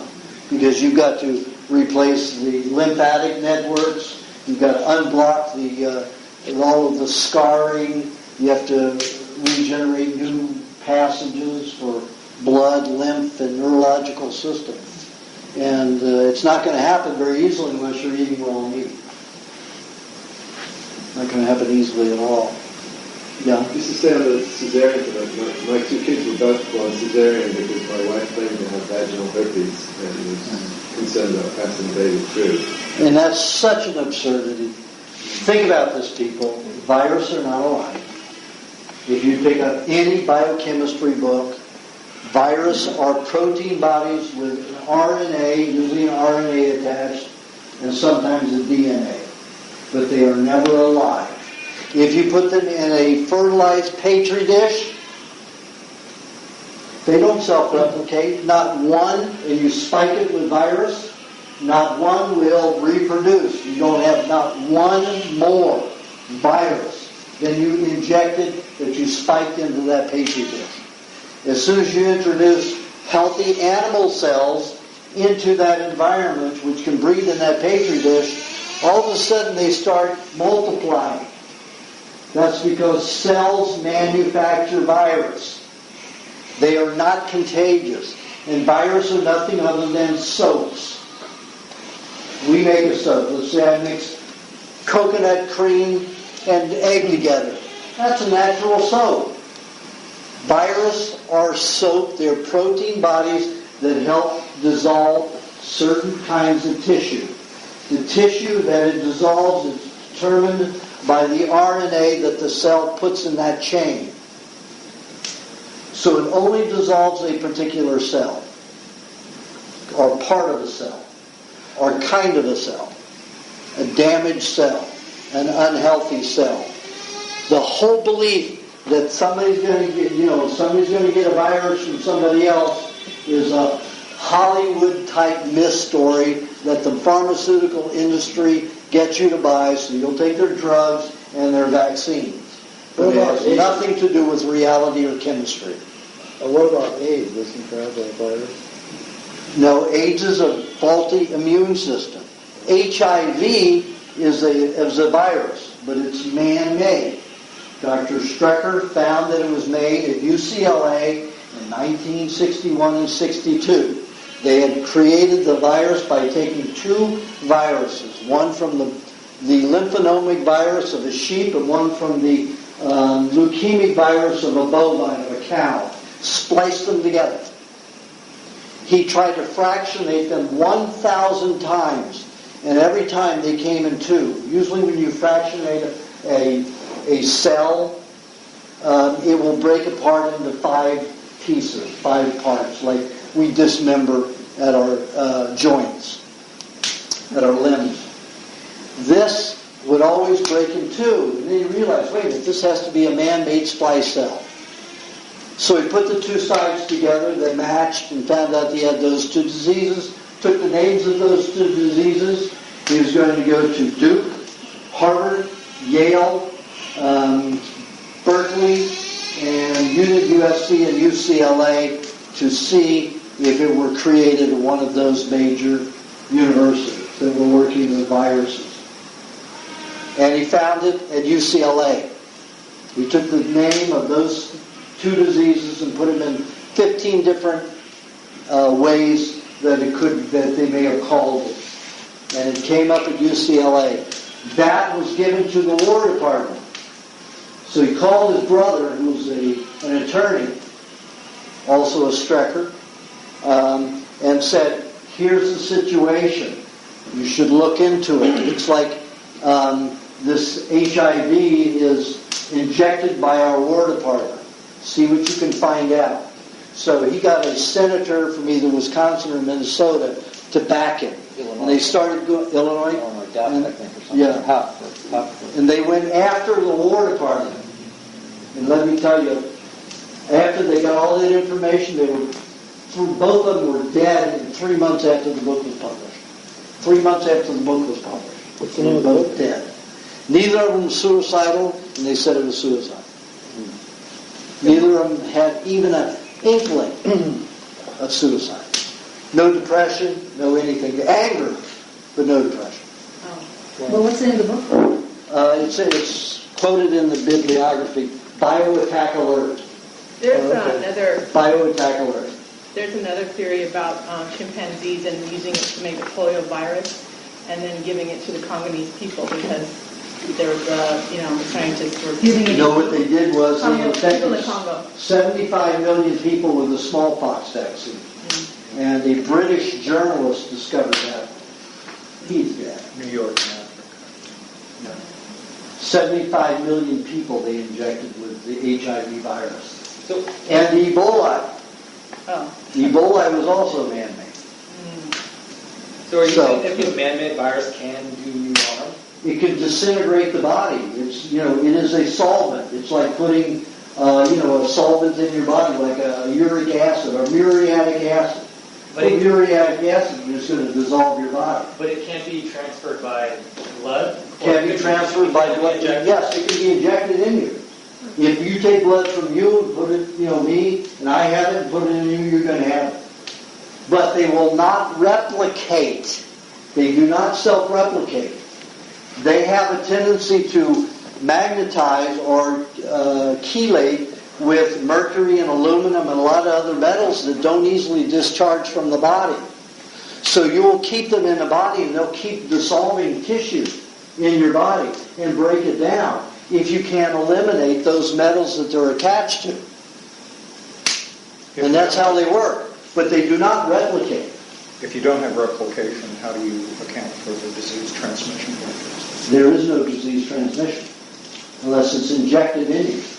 Well, like where you have AIDS, let's say in homosexual community. There's not factual. There is no proof that anybody has ever gotten AIDS from their partner, either heterosexual or homosexual. It is what do they call it? A casual connection. Not scientifically proved. There are 273 couples where one of them has been infected for up to 28 years. And none of the partners have gotten it. None of the partners have gotten HIV. But you're thinking the only way that it could move is by injection. Injection? Yeah. Injection, that's it. So why I'm not saying you're wrong, but are there statistics that would suggest that? Well, all the people that I know that got HIV all had the hepatitis B vaccine. And that was the War Department's use of it. They put it in the hepatitis vaccine because in the 70s and 80s, 90% of the people getting hepatitis were homosexuals. They were doing a lot of drugs, a lot of amyl nitrate, and damaging their livers. So they were getting hepatitis, which is a virus which breaks down the toxic liver tissue so that you can regenerate it and get well. So viruses are good. It's just that because we use viruses when we can't use bacteria and parasites and molds because it's too toxic. They go in and eat that organic tissue. There's pollution, there's poison, and they die. So you cannot use those to clean that liver because you've got all those heavy metals from the drugs in that liver. So the body uses solvents, which are virus, cellular-made soaps. But look at the advantage of bacteria, parasites, and mold. When they consume organic tissue, they can eat 100 times their weight and secrete or excrete 1% of that as the waste product. So they've taken this mass pollution and reduced it to this little turd, and it's easy for the body to handle. When the body has to use virus, it is a solvent. It is not a live substance. So it's like we take muriatic acid and we start scouring. Let's say we painted the stone here, the marble, and we've decided to take the paint off. So we take muriatic acid and water and start taking it off. The muriatic acid comes to a point where it's not strong enough to take it off, so we have to get another bucket and another bucket. And what we have is a huge volume of pollution in this water that's expansive. It goes throughout the body. So viruses are not a preferred way of cleaning. And viruses, what the body's been using mainly for the past 20 years. Before that, it was all it was all bacteria, molds, yeast, and parasites. The body cleans itself naturally and easily. Viruses are not a good, efficient way to break down the toxicity. But it's the only way when there's heavy pollution in that tissue, in the cells. Why is it so strong in the gay community and not? Pardon? Lesbians don't get AIDS. Why is it always so much in the gay community? Why? Because they infected the gay community. Like I said, in the 70s and 80s, the homosexuals were doing so much drugs, 90% of those who were getting hepatitis from liver damage was from drug use. They knew this. So, and this was in those major cities, in Los Angeles, Houston, San Francisco, and New York City. Those are the cities where they planted the contaminated hepatitis B vaccine. And gave it as a biological experiment. And also in Africa at that time. That was the smallpox vaccine. That wasn't hepatitis, that was smallpox. Let me ask you something. Same thing. Let me ask you something now. I don't know the statistics, but I heard on the radio not long ago that I thought it was black females that was the strongest infected population currently. But regardless, is that true? Yes. But regardless of that, if what you're saying is true, that's saying that current vaccine supplies or injection supplies on some level have to be freshly, they have to be refreshed with the virus. And if that's happening on a conscious level. Absolutely. And it could be detected, the crime could be proven if you just simply analyze the injections. Yeah, but how are you going to get the authority to do Well, that? no, you're not. You're not Especially with the microbiome. You're not going to get a license, you're not going to get the law to back you. But your position would be that has to be what's going on. Yeah, especially with the evidence that the Struthers produced. Yeah. And that, I forgot his name, the British journalist who founded the smallpox infested with the HIV virus. But you have to understand the reason that the black women got it was because the men didn't want to take the freaking injections. But the women were convinced for their children to take the smallpox vaccine. But the men didn't give a shit, so they didn't take it. But the women were taking them. How about the fact that in the last 20 years, the medical community, doctors, nurses, people that work in the hospitals, they've been getting the Hep B vaccine. Are we seeing a greater prevalence of HIV in that population as well? Only in those cities was it concentrated. And back in the 70s and 80s is when it was infected, when the people were mainly infected with it. I'm not sure. The hepatitis vaccine was infected in the 70s and 80s. Those are gone. Those vials, that whole block of vaccines is gone. So you're saying that the medical people that received it back then, that they have the same If problem? they got it, but there wasn't a high rate of hepatitis in those people. No, they weren't taking it. They were taking it to prevent hepatitis because they were working. But that didn't happen until the late 80s. Early 80s. It was the late 80s before it became really a popular thing to do. They started putting it out there in about 84, but it didn't hit, and everybody didn't start doing it until almost 87, 88. We're seeing so much of it in Africa, in South Africa and India, the rates increasing and children are, infected. You have to understand that our government and any government, especially the British government, are involved in a new kind of warfare. You bankrupt the countries. When they infected those African people, they took over 17 countries with that. Because you need all this medical aid, you need all this medical help. And they went to America, and they went to Britain and the banks. And guess who's running those countries? The World Bank. That's true. That's true. All 17 of those countries. That's true. Instant, easy war. Very cheap. That's true. Yet the people poison themselves by accepting the vaccine. There's an excellent book that just came out called Confessions of an Economic Hitman. It's an excellent book. It's an unbelievable book. If anybody has any doubts about what our government is doing, all over the world. No, they give out loans that a country can't possibly pay back. And then the loan just goes to the high capitalist class, and then it goes to the American, usually the American or British or whatever. But this is the general pattern. The basic pattern is they give them a loan that they can't pay back. And then they bankrupt them to a point where they cannot afford to take care of their own, or they believe they can't afford to.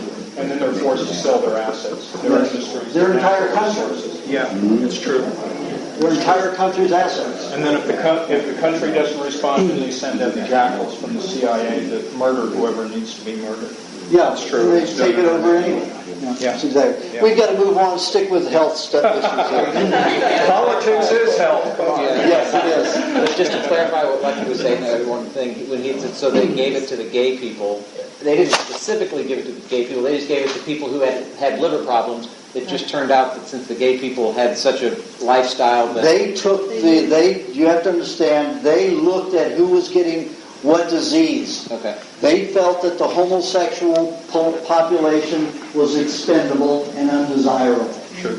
So they wanted to use this chemical warfare testing on those undesirables. Yeah. They found that hepatitis was mainly acquired in homosexuals. 90% of the people in those 4 cities, 90% of the people who got hepatitis were homosexuals.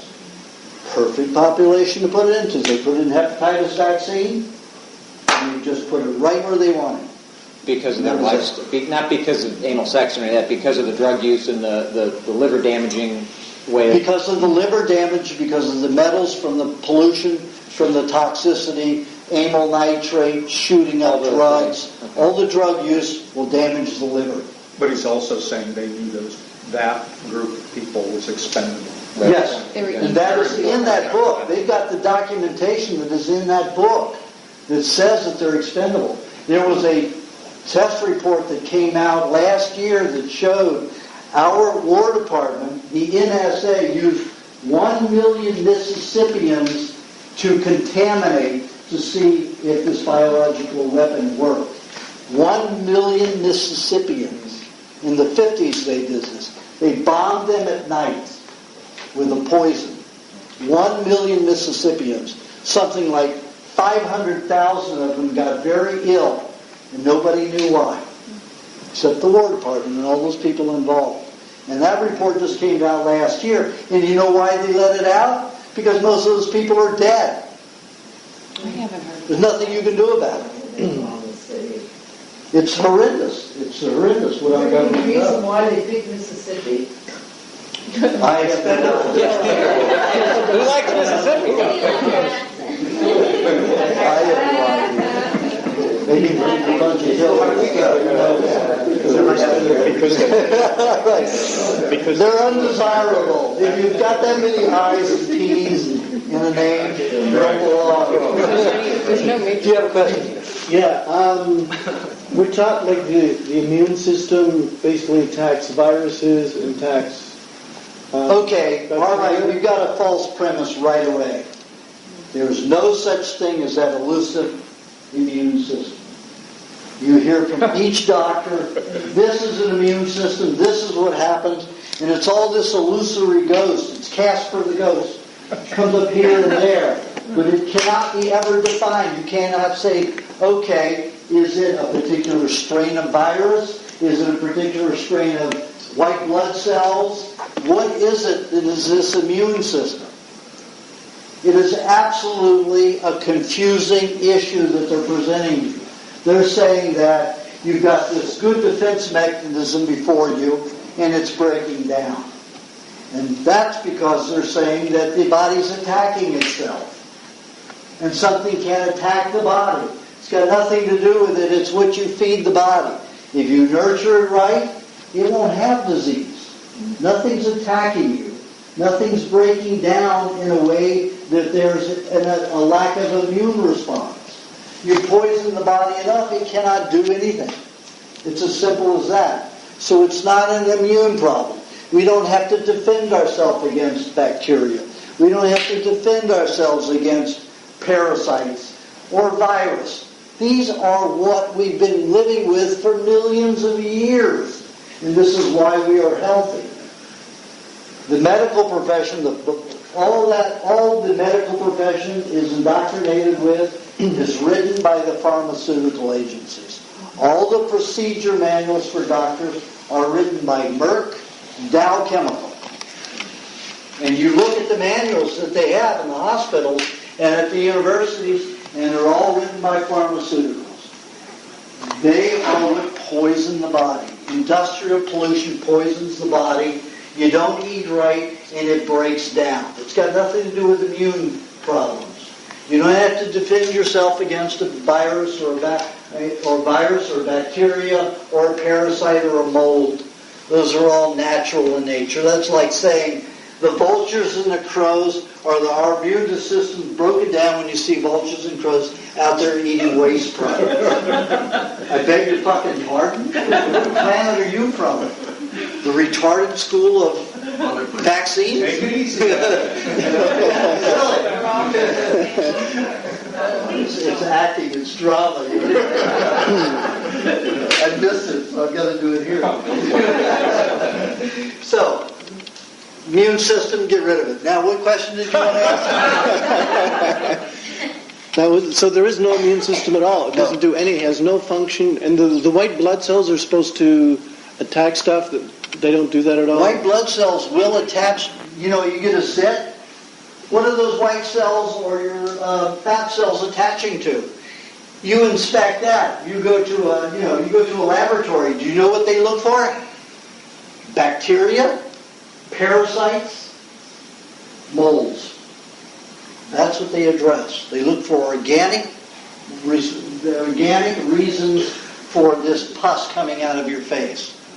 They don't look for, is there mercury involved in it? Is there aluminum? Are there other alkaloids that are medically induced?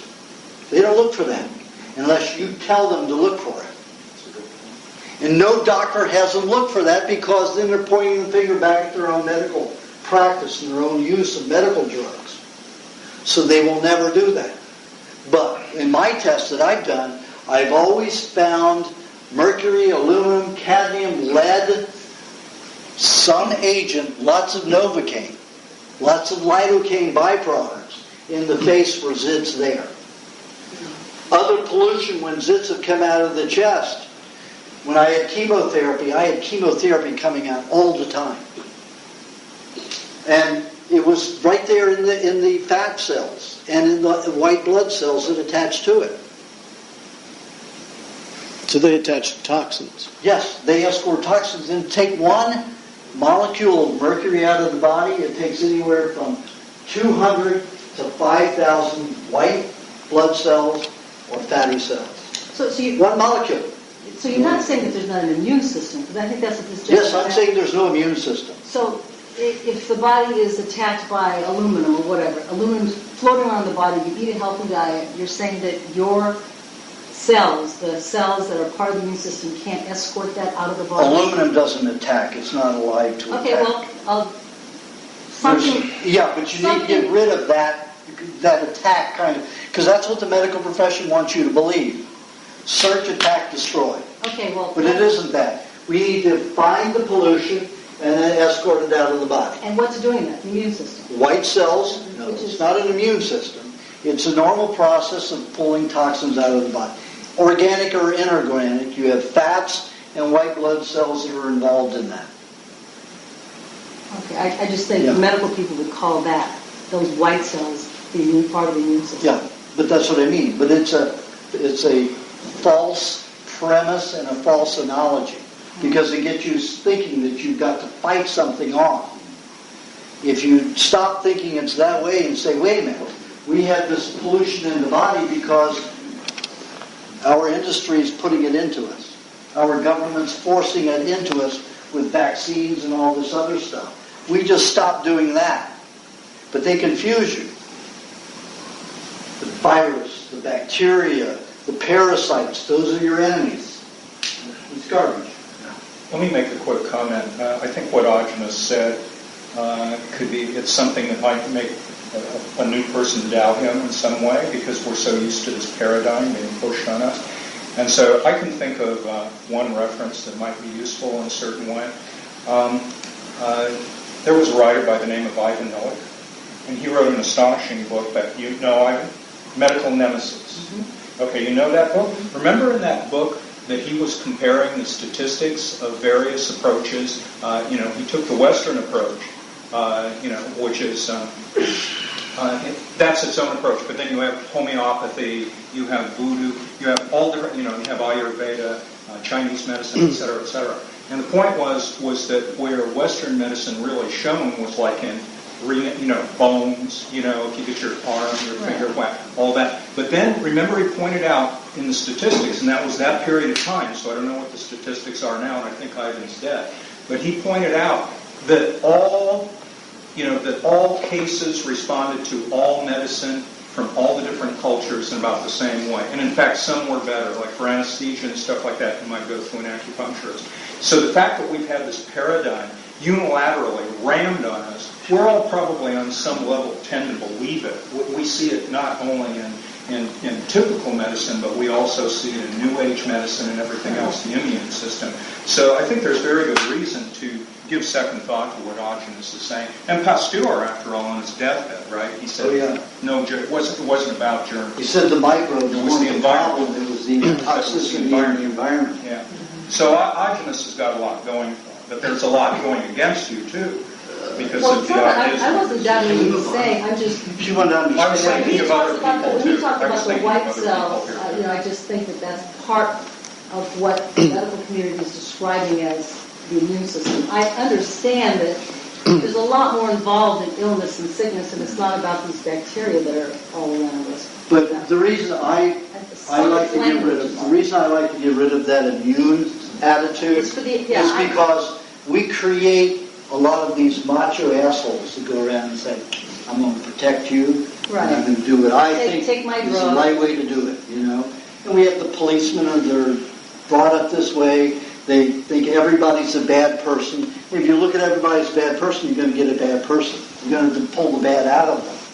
And if you go in and say, wait a minute, this is garbage, we need to clean that because it can go do damage, it can pollute. If you look at it that way, then we're just rational, reasonable people saying we shouldn't do that. But then when you have a mindless idiot in office like Bush, this raving, oh wait a minute, we've got the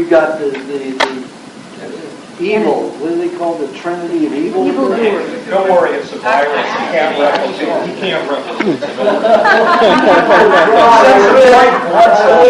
There are only 3 of them out there.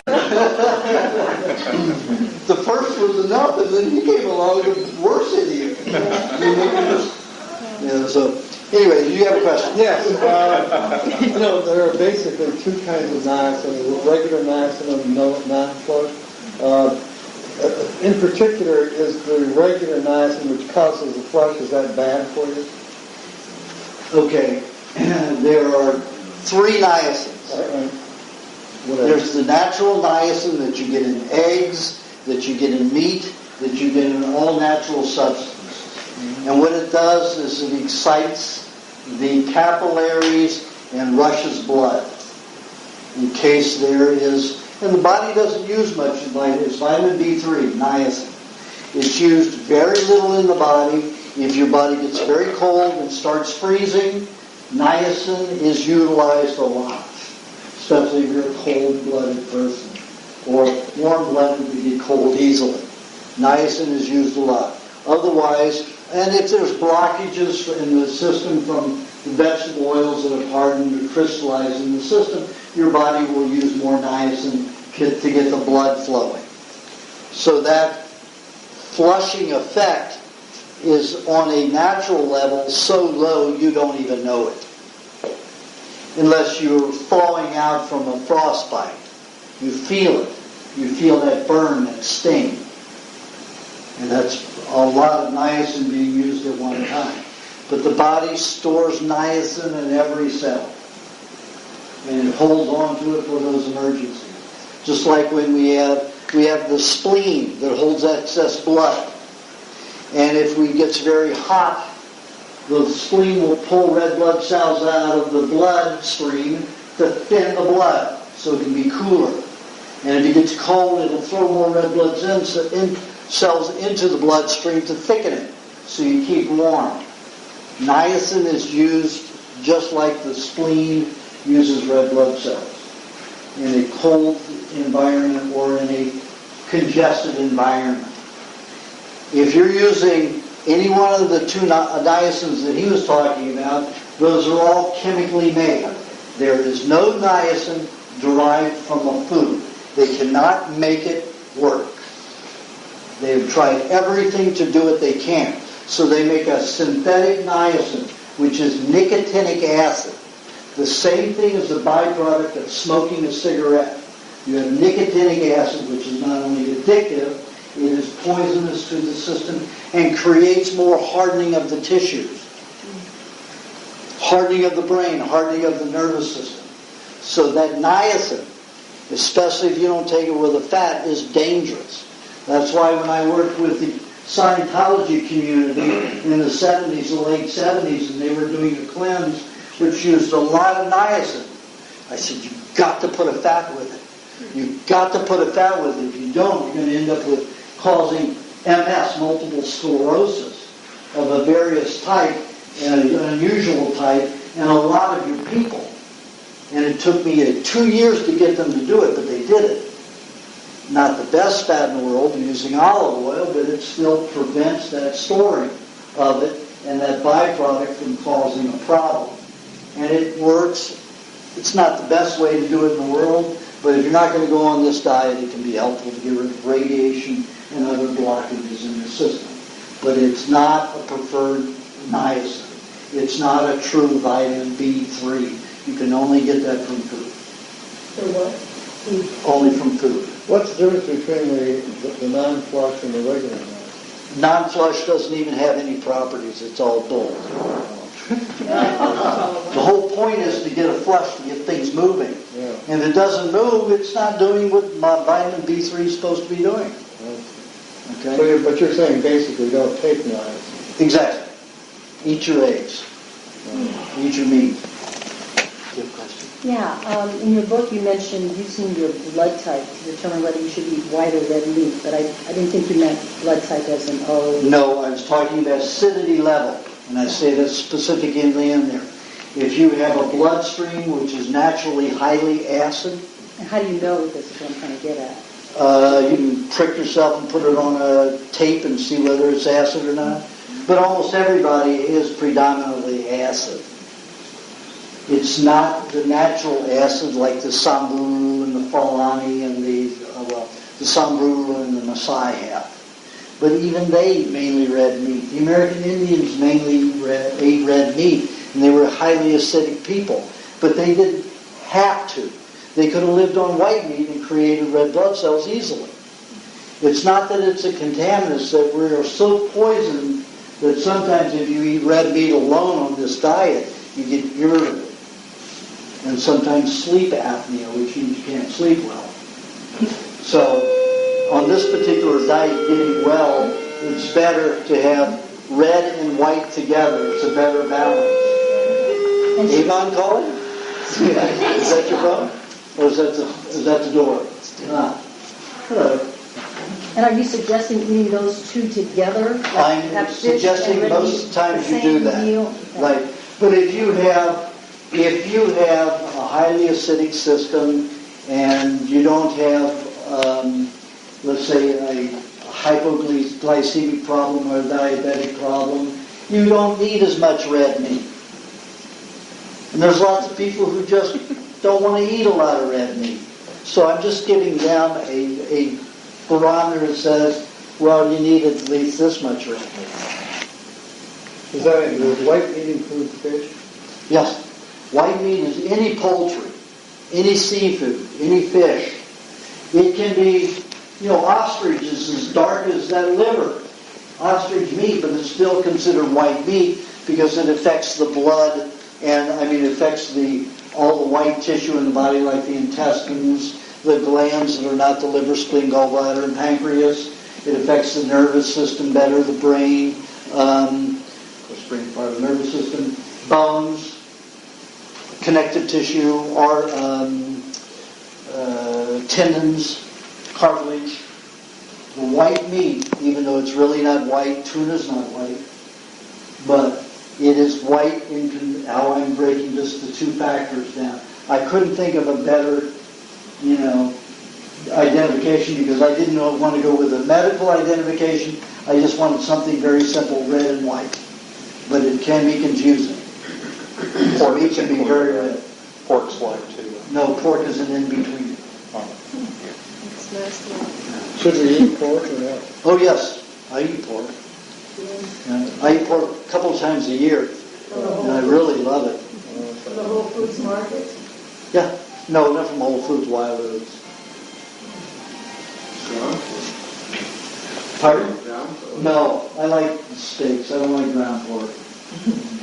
Meat, pork chops. Really delicious. And when I eat them, then I'll eat like 5 or 6 of them at a time. Are they basically eating corn or what? Well, it depends on who's growing them and what they're doing. It's the Wild Oats company that feeds theirs all organic. Now, pigs can eat anything, but as long as the grains and the product that they're eating are raw, that's fine with me. And they're not being fed antibiotics and given vaccines. But because they're not the healthiest, they're not fed the best in the world, that's why I only eat them twice a year.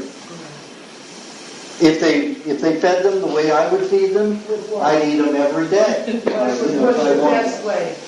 Is eating corn every day? Yeah, of course. Pigs are omnivores. They eat a lot of different, they eat vegetables, they eat grains, they eat meat.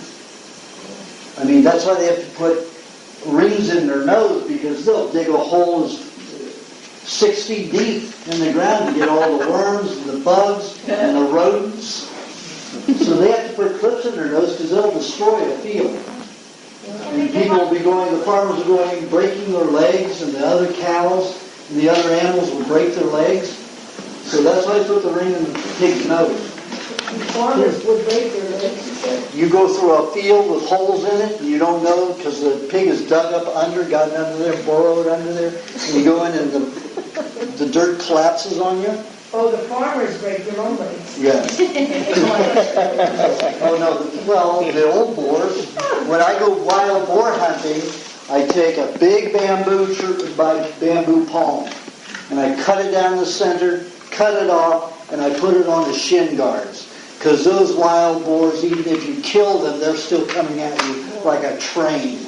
And they've got those tufts, and they can rip your legs to pieces.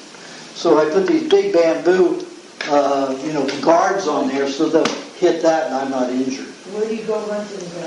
Hawaii and, Asia. This is my first day, so it's all quite new to me. Water.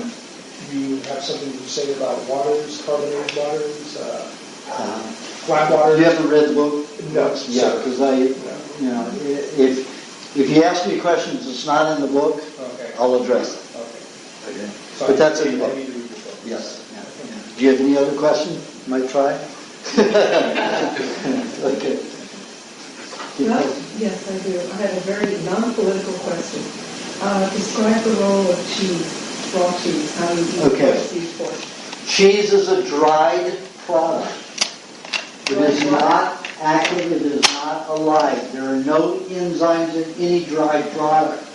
All those supplements that they say are enzyme supplements, they're no longer active. Once you dry them, all those couplings are disassociated.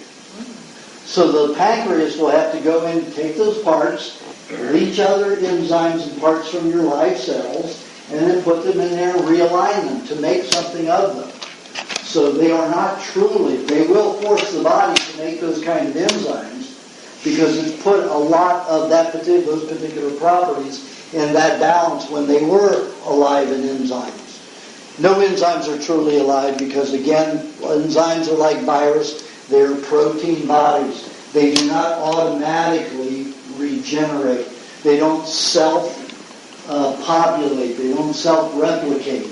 Your body has to take proteins and align them, just like it has to make virus, and then send them to the digestive tract to do their work, to take elements of food apart and to realign them for the human body. So, cheese is a product with no enzymes that are linked and bound together. Everything is disassociated. Anything that's dehydrated is disassociated. So, cheese, because it's high in minerals and high in fat, without enzymes, it's a great sponge.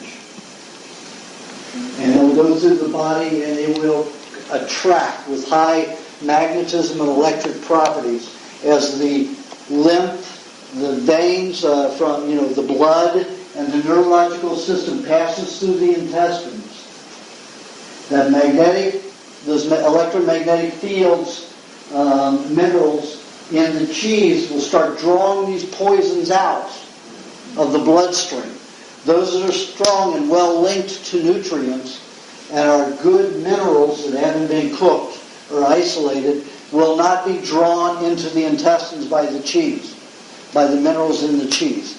Once the minerals get bound in the toxic substances get bound in the minerals from the cheese, whether it's heavy metals in the blood, lymph, or neurological system, get bound into those minerals in the cheese, the dried fats will then link that and hold it.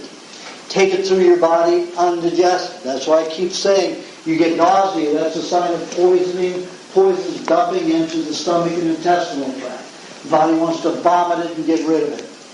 Or wants to give you a clue, eat clay, eat cheese, absorb it so it doesn't cause any damage. It doesn't pollute your other nutrients with your other foods being digested in the body. So cheese is marvelous for doing that. But to stop constipation, you have to eat an equal amount of butter, unless you're already in diarrhea. Or else you're going to suffer constipation. and that's no fun. Did you eat it with meal, without meal? You can eat it any time except with vegetable juice. And in some circumstances, I will recommend that people have it even with vegetable juice. But it has to be a highly toxic situation. Okay? And then when I find that people have mercury lined in their stomachs, I have them eat cheese and butter 10 minutes before any meal, except for juice, and 10 minutes after they finish a meal.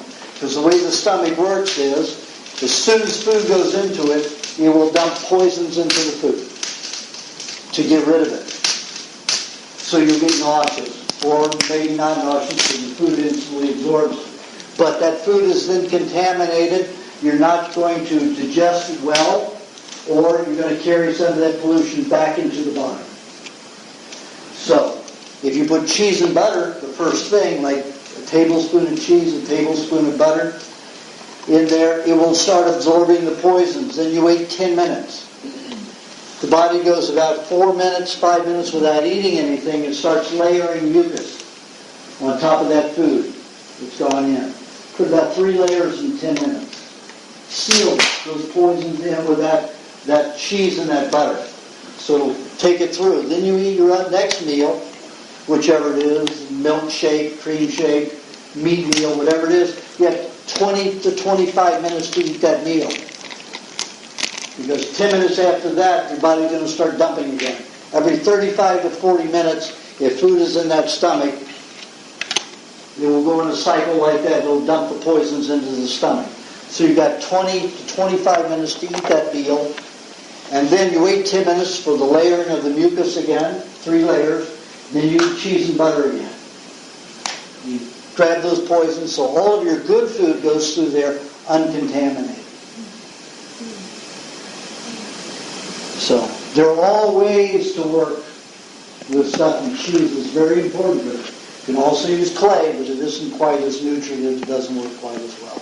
Now, if you have a lot of honey with that cheese, you've added a lot of enzymes, so it'll no longer be just a sponge. It's no good then. It's not for that. If you're starving and you have no other food other than cheese, then the way to get it digested is put a lot of honey with it. And then it's like milk again. You will digest all of the minerals, you will digest all the fats, and all of the proteins. And it will not be a sponge. But it's a good survival food if you ever needed a survival food. How does that work? You recommend Honey and cheese. using the cheesecake recipe, I thought, and the sponge, but the cheesecake recipe without the crust has honey in it. Very little. Very little, fill. okay. You have most of the honey and sweet properties in the topping and in the fill, in the crust. So when I say for people to have their already equal, butter to cheese, they just make a cheesecake fill. Easy, it's already prepared. You just grab a couple tablespoons of the cheesecake. So that's what most people do. But they have the option of either doing butter and cheese together or the cheesecake fill. There's very little honey. Excuse me. Not enough to cause those properties to change. Okay. Okay, you eat your cheese and butter because you told me to do this. Wait 10 minutes, and then you said something about 25 minutes. Does that mean it takes 25 minutes? You're going to spend 25 minutes eating your meat meal? You don't have to wait that long. You can do it in 5 minutes. You need to eat in 5 minutes. But you wait 10 minutes before you eat the cheese and butter again, so when the poisons drop in, they'll be dropping into that last layer. Are you saying that you're taking 25 minutes to eat your meat meal? No, I just said no. I said you only have that. That's your maximum amount of time. Okay. Maximum amount of time. Okay. What happens if you're a slow eater and it takes you more than 25 minutes to eat your meal? Then I guess you better start washing it down with milk. Or a lubrication formula, some way to get it to slide right down. If you chew your meat, you're going to not digest it properly. We have the ptyalin enzyme in the mouth. Ptyalin enzyme breaks down sugars. And it's alkalinizing. If you chew your meat, you're not going to digest your meat well. The Inuit, the Samburu, the Maasai tribe, they'll take a huge chunk of meat, 2-3 crushes, and they swallow. They're healthier, they've got good open throats. We're so sickly, we have these tiny little throats. We want to gag at even a small thing you try to swallow. But you want to cut it in smaller pieces. So all you have to do is crush it 2-3 times and swallow it. I've got lots of women who hate the meat, get nauseous every time they eat it, yet they can wash it down with milk so they don't even have to taste it or chew it. And it digests perfectly. 3 of the women that I have on the diet that moved toward health the quickest are those 3 women refuse to chew the meat, refuse to taste it, so they just wash it down with milk all the time. They allow themselves to get as healthy as Angelie, wherever she went, and they get healthier faster. What about the ground, when you ground meat is like cheese? Is it digest the same way? If you chew it, it's the same problem. Ground, you don't have to chew it, but it's not a good idea to get ground meat in the store, because when they put it through the grinder, it's high pressure. It's an electronic high pressure grinder, and they put it through 2 to 3 times, and what that does is it fractionates the fat molecule, homogenizes it, and it absorbs the protein. So then you can no longer use that meat to regenerate cells, for cellular division. So you get younger and heal. It's great for burning and it's great for detoxification. But it's a hell of an expensive way, especially if you don't enjoy the meat. Not a way to have the meat. If you haven't put it through the grinder one time in a store, that's fine. I don't let them get near it. I'll maybe have it if I'm in an emergency and I'm in town, I get stuck in town, and I didn't bring enough meat with me. I'll go get some ground beef for a quickie, but maybe that's once every 2 months I may do that. But I get my meat, I take it home and I slice it, and if I want it ground, I cut it up into chunks, put it in my food processor, grind it for 3 to 5 seconds, and I have ground meat. If I let it run for 10 seconds, I'll have pate. Very easy. And there's no homogenation in that process, because in a food processor, there's no pressure. So the fat molecules don't get ruptured, split. If you have a home grinder that's electric, is that okay? That may be high pressured again. I see. You said... And you have to watch the metal. It has to be stainless steel. I see. So you want to be careful. A lot of those are made out of pot metal. And they're full of lead stuff. That's what I use the Cuisinart as my food processor. Okay. Do you have a question? Yeah, first of all, I noticed that, a lot more women have ovary tumors or something, men have the prostate. It has something to do with their genetics or their diet. Well, women don't have a prostate. No, I know that. But why does it go there instead of going on your I think because neck? everybody sits on their lead ass. The lead collects in the men's prostate, it collects in the women's ovary. Oh, because it's sitting there. Yeah. That's why the tumors occur more. Yeah, I think that's why we have so much lower abdominal, and the reason we have so much breast cancer and lung cancer is because we're inhaling all this pollution. My mouth can start to get Another slight thing bit is hungry. the thing about a beach, that somebody fell asleep on the beach and they died, but I mean, you're falling asleep, I don't know why, did the sun make you into a coma? No, it couldn't. One of my distant relatives, distant relatives fell asleep. It's this question, it's a statement, they fell asleep and they died with the sun. Well, the sun didn't kill them. Obviously, they had something wrong with them. Do you have a question, Jim? Yes, I do.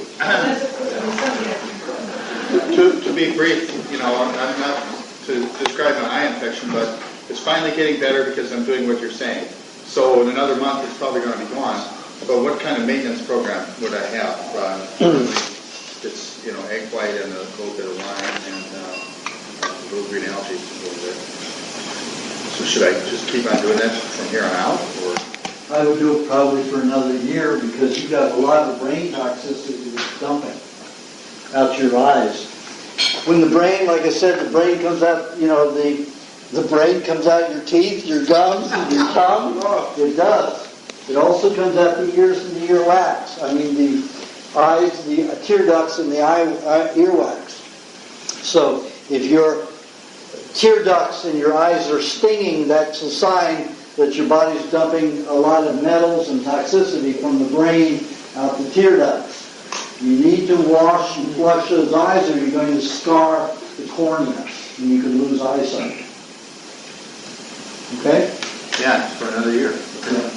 Minimum of a year. That's how much I'll project right now. I'll see you in a year and see how it goes. If you have a question, me. A couple of comments. Go ahead. Well, the first one came out from what he said. Now that I know that my brain is dumping out my eyes and my ears, Aajonus, thank you very much. I'm charmed. let me thank the host and whoever he is and the host. Over here? Oh, there you are. You're back. You've been moving around. Thank you very much for this, and thank you, Aajonus, for all your practical wisdom. I have one suggestion for everybody. It's sort of associated with the topic, and that's, of course, we're all dealing with our bodies.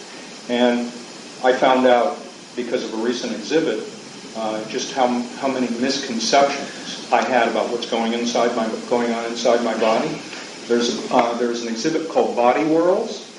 The first one ended, but it's over in Exposition Park at the Science Center there. The second one has come along. It's called Body Worlds 2. And I saw people from all walks of life there, all ages, all persuasions, all professions, and anyone you could think of there. And everybody was raptured. They were absolutely raptured. It was incredible. And I guarantee you that you have never seen or imagined the inside of the human body the way it really is until you see this show. And I found that I was carrying many ideas from grade school and so forth. I'll give you one, like the esophagus. I was astonished at how tiny the esophagus is. Like, for example, I'm sure I had this idea from grade school. I was convinced my esophagus was probably a little bit larger around than a quarter. No, it's not like that at all. And plus, you get to see the capillary system.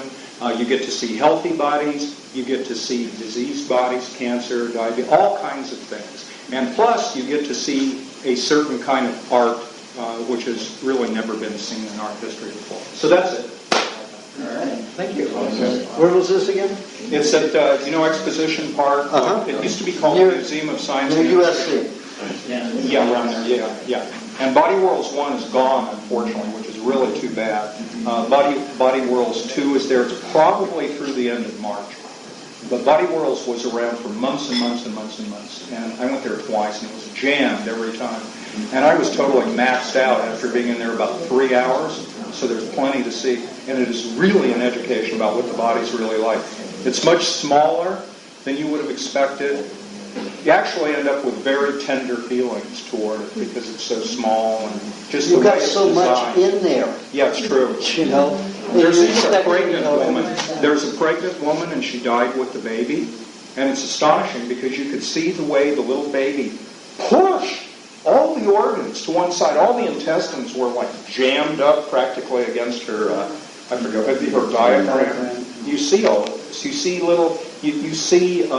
you see the embryo going over a series of weeks where you can't even see it up until maybe it's a quarter inch to almost a half an inch long. And you see about 15 or so stages of that, which is just mind-boggling.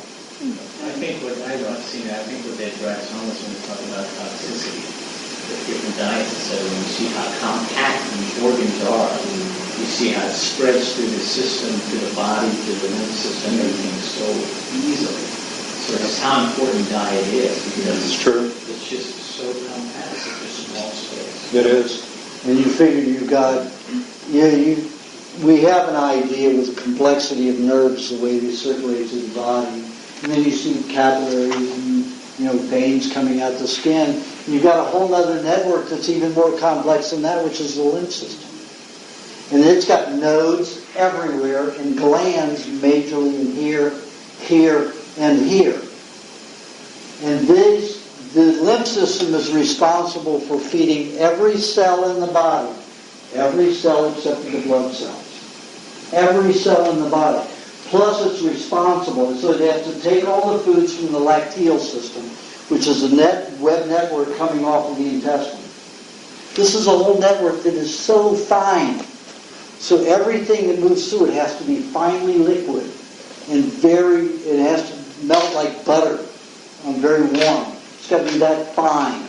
And it goes to the lymph system, and then the lymph system distributes it to every cell except for the blood cells, including to the nerves, every cell.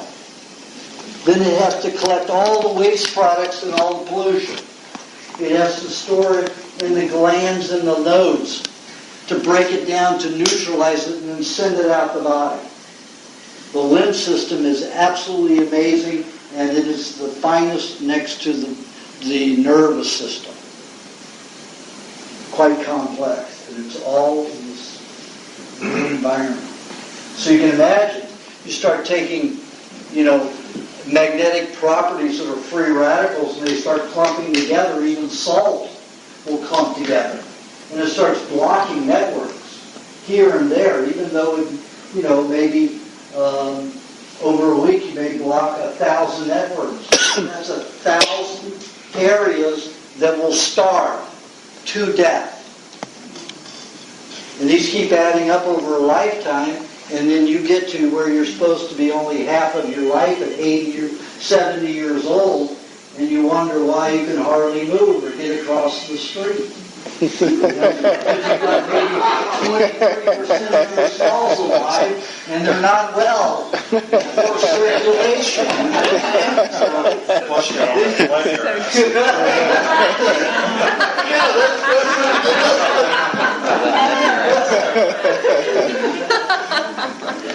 Yes, yeah, I have Crohn's disease, and once in a while it gets, really bad. Does it affect your knees or your joints?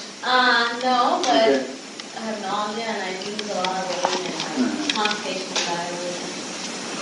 It's a very low bacterial level. And that's what basically he had undiagnosed, so he was wasting away. But you can see he's certainly thriving in this diet. No, I just ate some eggs. Out of all the Crohn's that I've had, every one of them's reversed very easily within a year. And have they ever had to be medicated after that? Never. Or just completely That's on it. the diet? Yep, completely on the diet. Well, I have some that did the diet completely for up to 3 years, and now they do it maybe 85%, and they never get Crohn's again. I'm not encouraging you to do it only 85%. I'm an all-the-way kind of guy, but it's up to you. Would you satisfy? I refuse the Western medicine. Good for you. That would drive you in it.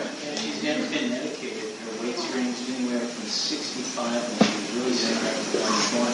62. You were how was your weight? I got down to 78. 78. This guy is 5'9". 6'4". No, yeah, 5.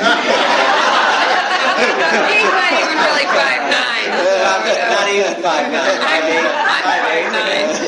You sure that head didn't go up here? Aluminum right now. 5'8", 5'9". Picture is right on the website. Anybody can look at it and see what he was like before.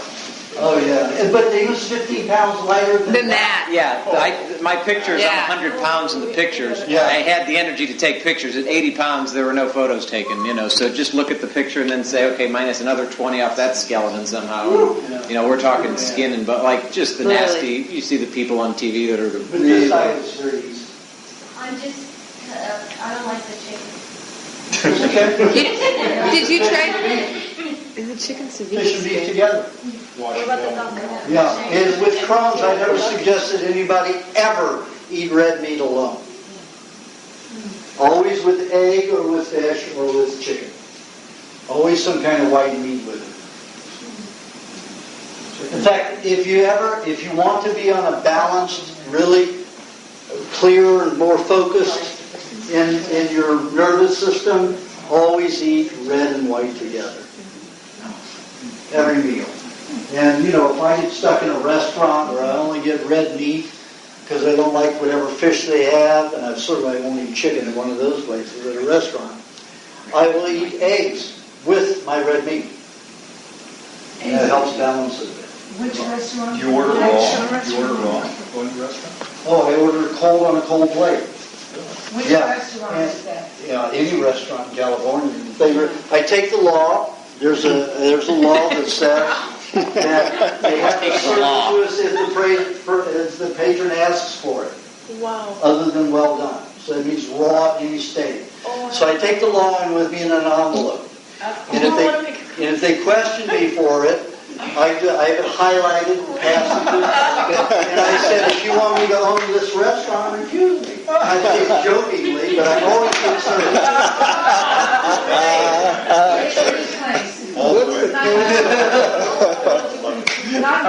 Because let me tell you, if you order a raw steak, they'll bring it to you seared. Right. Yes. Cooked. They'll bring it to you seared, cooked, slightly cooked. It'll be rare, but that's not raw. So I say bring it to me cold on a cold plate. You mean you don't want it anywhere near heat? You don't want the plate hot? I said, what the fuck did I just say? I hope you're a big tipper. I was going to say, I want to know the restaurants he goes to just so I can go into his wake and listen to stories. You should say that. I mean, you'll get the chefs. You have all these people coming out to watch you. No, I'm not kidding. They do that. They'll look. You see the waiters coming around.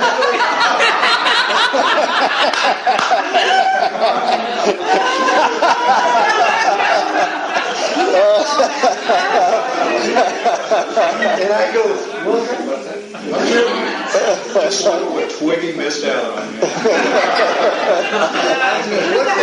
1992, I was on the Mo Gaffney show. Does anybody who knows who Mo Gaffney is? She was a famous comedian. She had a show with another one. It was a two-movie show. She got her own talk show. So one of the producers happened to, meet me and see some of the people on my diet. She came, to one of my seminars at one of the health conventions. So she got me on the show. So what they did was they set it up really nicely. They brought out a dinner table with a nice cloth on it. They had candelabras on the table. They had my raw chicken under, a big silver platter, and she had, I think it was like a pizza, under hers. And, the show was talking about my story about my son and everything. And they said, well, we've served dinner for you. And we want to prove to people that you do really eat this way and it's not nonsense. So they have this waiter chef come out, and he opens it, he goes,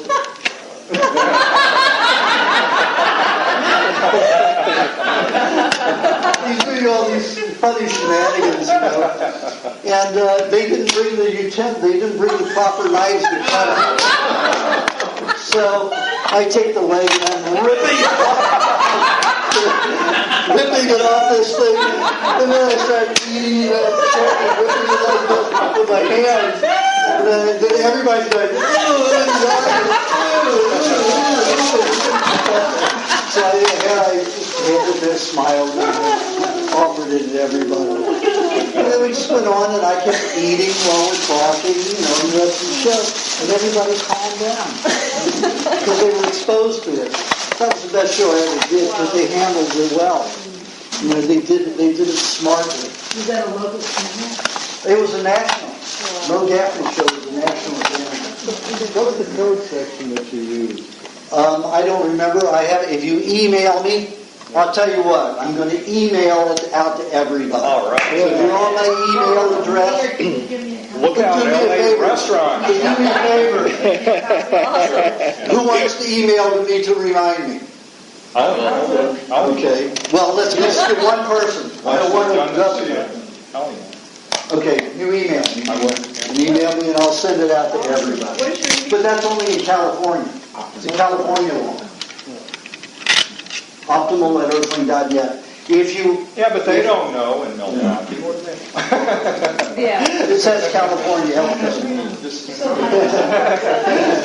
But, they can take it to their, because in 1996, no, it was 1999, they outlawed raw meat in restaurants and fast food and pre-prepared delis. Outlawed raw meat. And they didn't tell anybody they were changing the law. So the law changed on January 21st of that year. That put sushi restaurants out of business. It took Caesar salad off the menu because of raw eggs in Caesar salad. And it took ceviche off. It took steak tartare, carpaccio.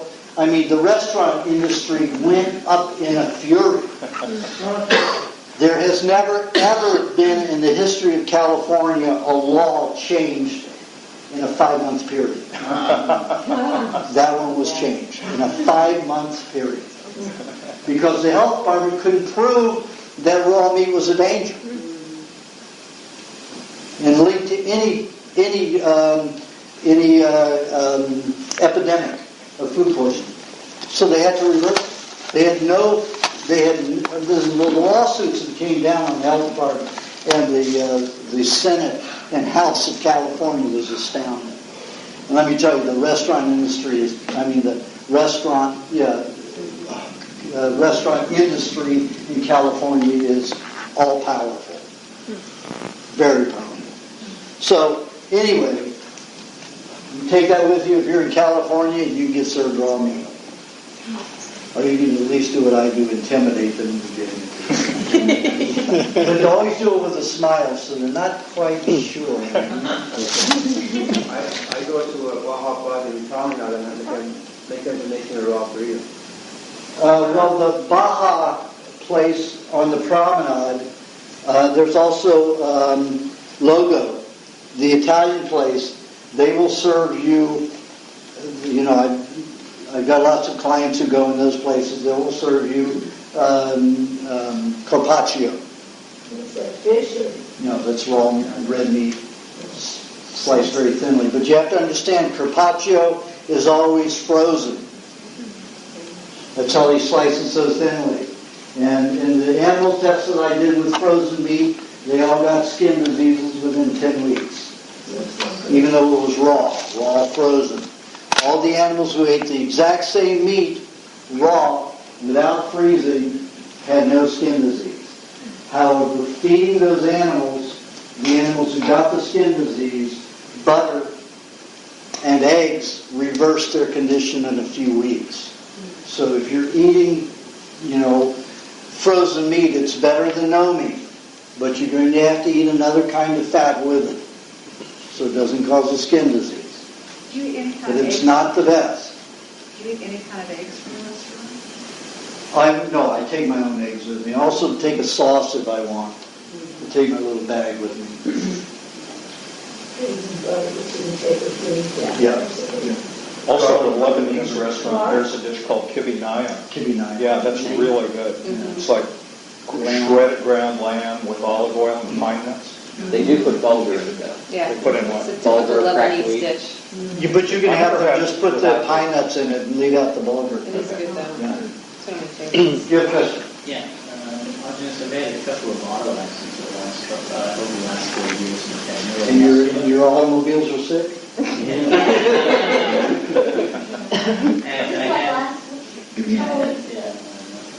had neuromuscular damage in one stick and I have kind of introduced new diets and I've read a couple of your books and for the last 3 months probably been falling 80 to 85% on your detox diet and cookbook.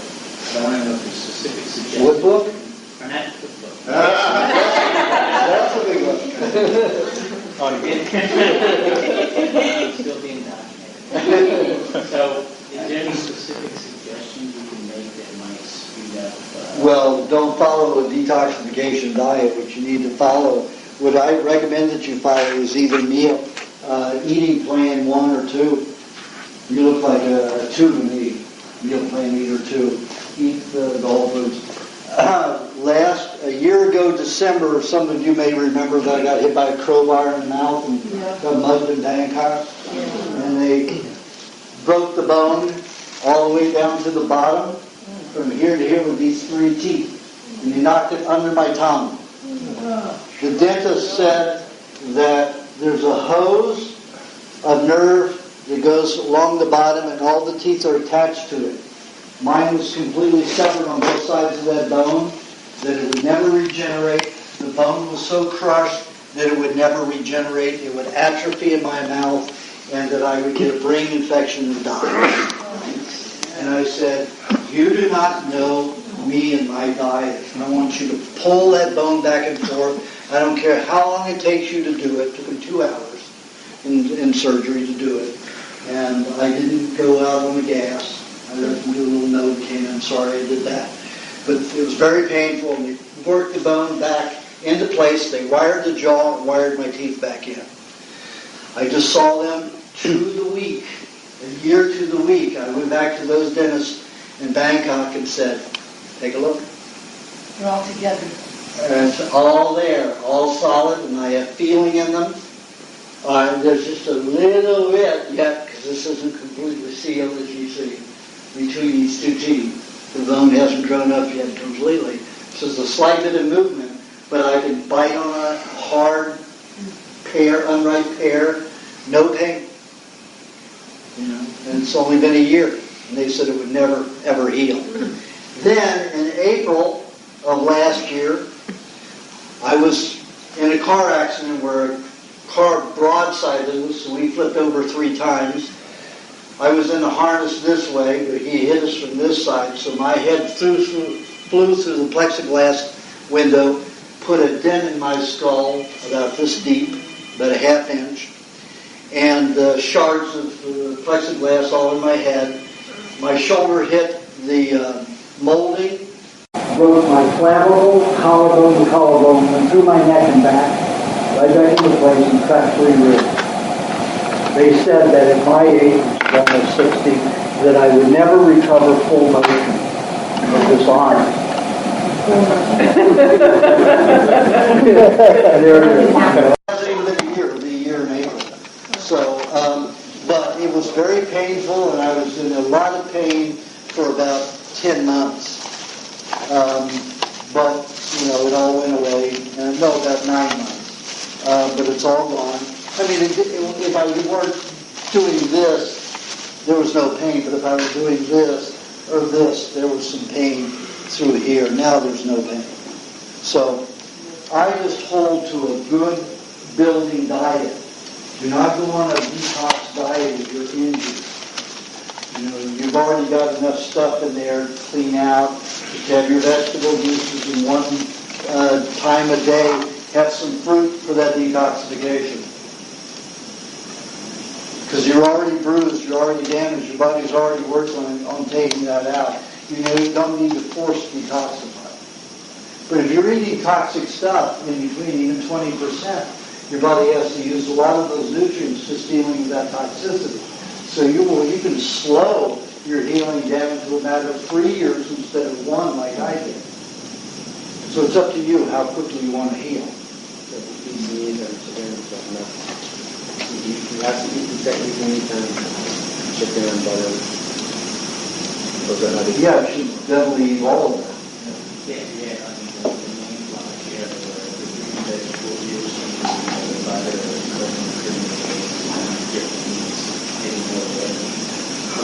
It depends where are your bones damaged, or cartilage damaged, or your muscles. Yeah. Then that's mainly white meat, so you need to eat about 50-50. If, let's say, like my ribs and all this right here, my body used all of this muscle to rebuild this area. This lump here where the clavicle broke was as big as a softball. My body built its own cast. As it gets stronger and stronger, it gets smaller and smaller. See the other side, there's no lump there. But this one is. But can you imagine? 10 months ago it was this big.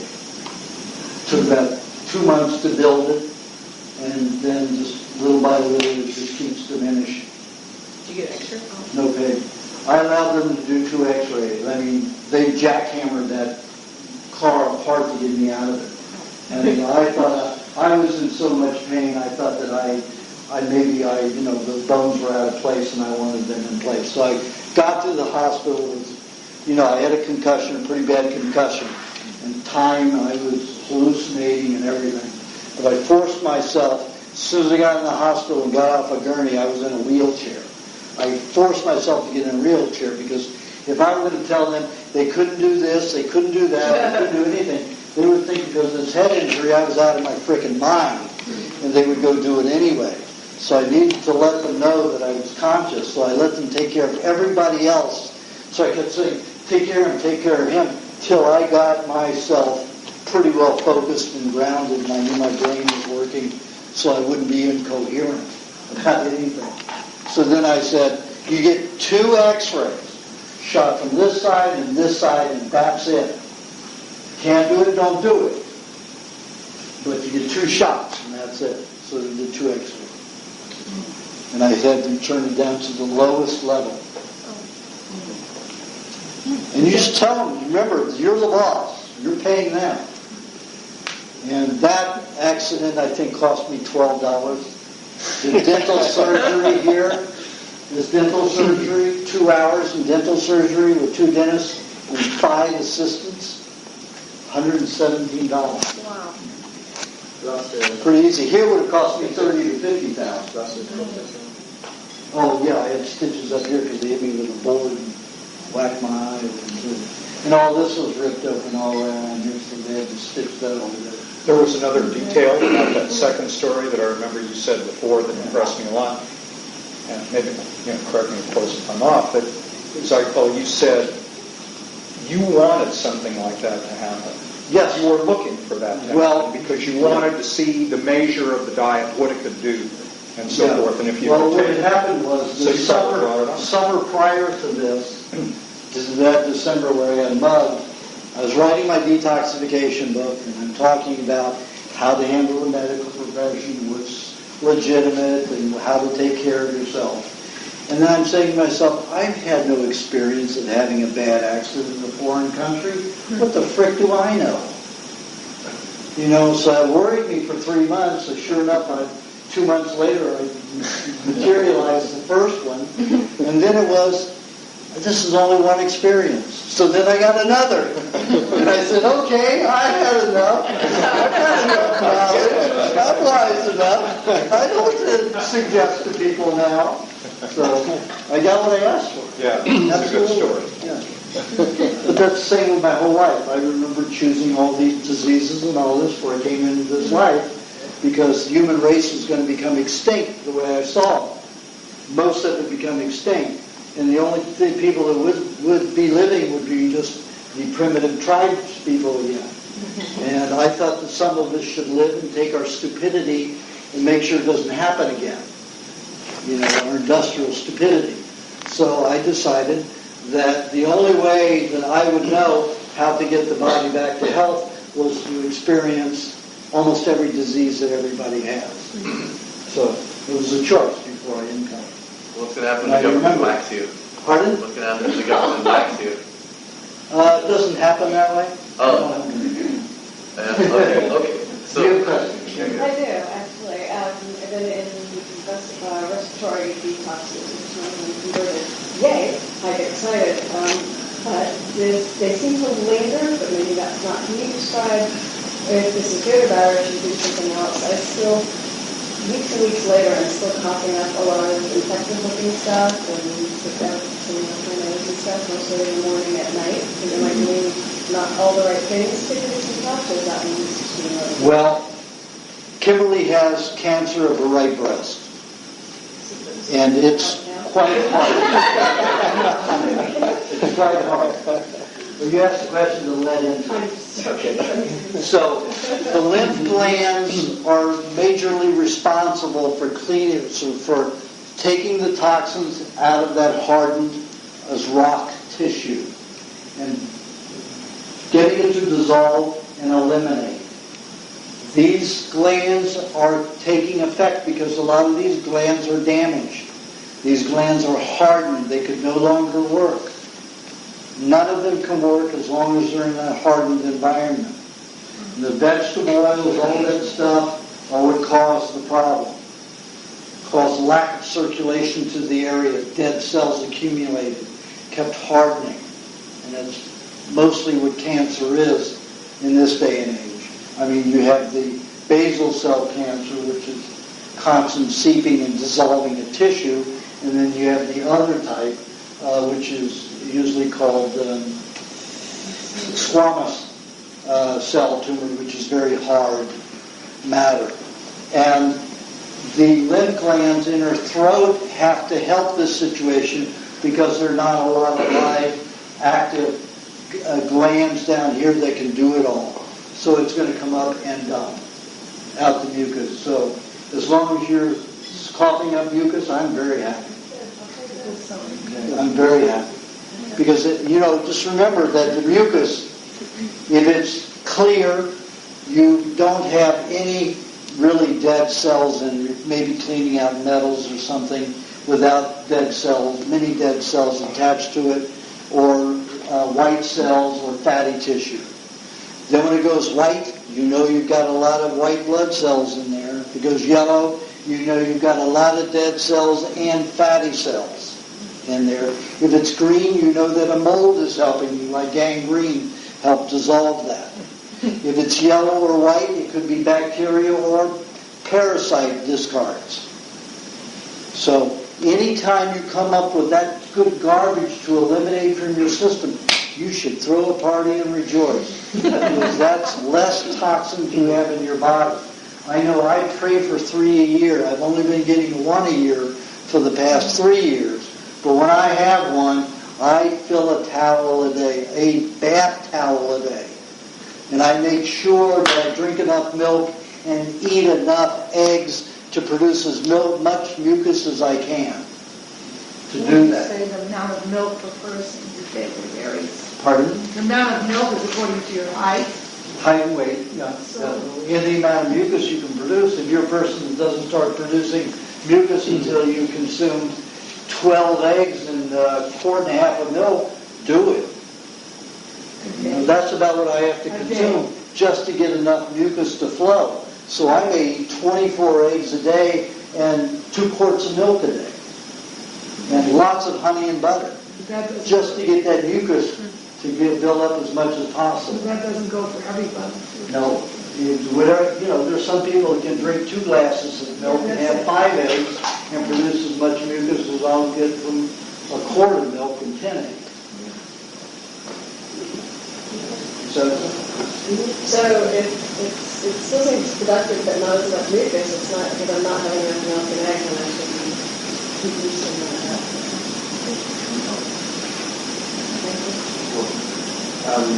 My mother, she had chemotherapy about 10 years ago, and now 2 years ago. I can't get her this diet, but it's like I just buy her butter and cream, butter and honey. It'll be definitely helpful. But even if she eats it with bread or acid. It doesn't matter. Any way she gets it will be helpful. How about making a milkshake? My parents were going to die. Both of them were going downhill, especially my mother, about 23 years ago. It was about 82. And she was having a gallbladder, spleen removed, all those things every 2 years she was going through it. So she was on her way out. So I talked them in first time in my life, talking them into doing 50% of the diet.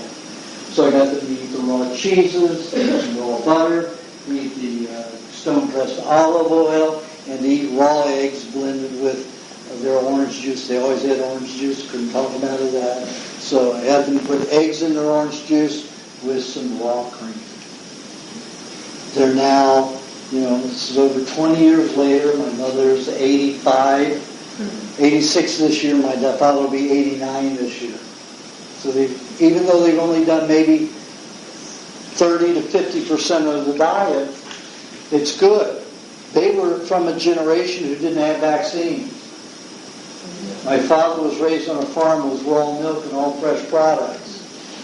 So, and my mother, of course, there was no forced pasteurization until 1947. So, till the year I was born. I said, you're going to get that Aajonus kid. We're going to make sure he gets the worst shit we could give him. Powdered milk, condensed powdered milk. That's creating diabetes real quick. So, anything that you can do for an elderly person will help. I mean, it will do nothing but help them. Even if you can get a little raw food into them. They're of that generation. Our generation, they may have to do a lot more, to make it a significant enough change. But honey and butter is a good start. Very good start. Actually, I did that as a nurse's mother. Pardon? Remember nursing? Yes, nurses. Yeah. She's also in Instagram and really helped. Yeah, definitely. Okay, folks, we went around the horn, and I'm sure we're way over 2 hours. Oh, I'm sorry. I couldn't decide. I have like 3 questions. Circumcision, cell phones, and... Well, I don't think you have to worry about circumcision. You fooled me. Well, let's pick that one. That's a controversial one. You want to pick circumcision and you're not a man? Well, if I have a son, when I have a baby, I don't think I will, but why is it the Americans are the only one doing it and the Jews? Well, it's a Jewish practice. Yeah, I know that. Entirely from the Jews. Yeah. There are some native cultures that still circumcise, but what happens is, if you're on a toxic diet, sometimes you'll put out a lot of, normally the urinary tract is not a waste port. It's a port just to thin the blood, or thicken the blood. If we drink something, we thin the blood, we can stay cooler. Just like taking red blood cells, or infusing the red blood cell, the bloodstream with red blood cells are removing it. It's a way to cool and warm the body. The urinary tract is basically the same way. Because if you analyze the urine, it is identical to the bloodstream, except that it has some ammonia produced by the kidneys, and it doesn't have many red blood cells. So the kidney, what it does is it filters out the red blood cells from the serum and allows you to get rid of water. The body uses it now. We're so toxic, and other cultures who eat polluted matter and breathe and eat polluted air, they discard fat cells and dead cells out the urinary tract. If that collects, it starts stinking.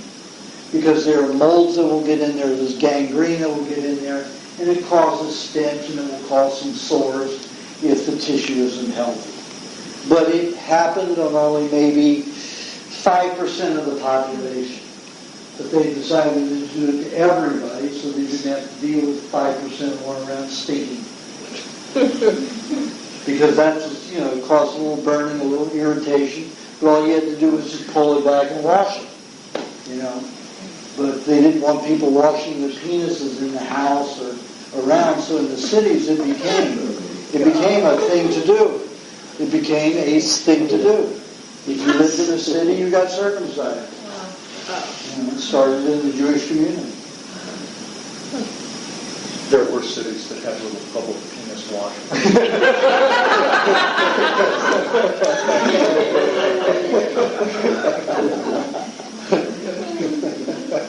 But it's definitely not necessary. I mean, if you're in a bath every day, you'd not be circumcised, cleaning every day. But back then, you had to haul water for how far?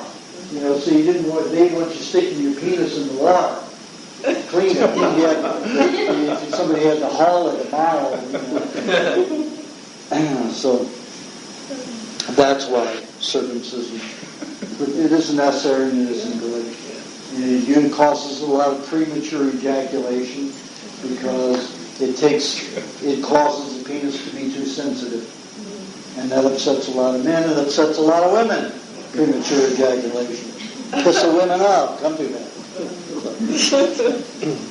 So circumcision is not a preferable thing to do. Unless you live in London back in 200 years ago, 500 years ago, 600 years ago. Okay, I guess we got everybody. Before everybody goes, I have some buffalo. Oh, one more thing. I need places to hold these potlucks every 2 months. Anybody who wants to, produce one, let me know. Email me. Okay? You can use this one whenever you want.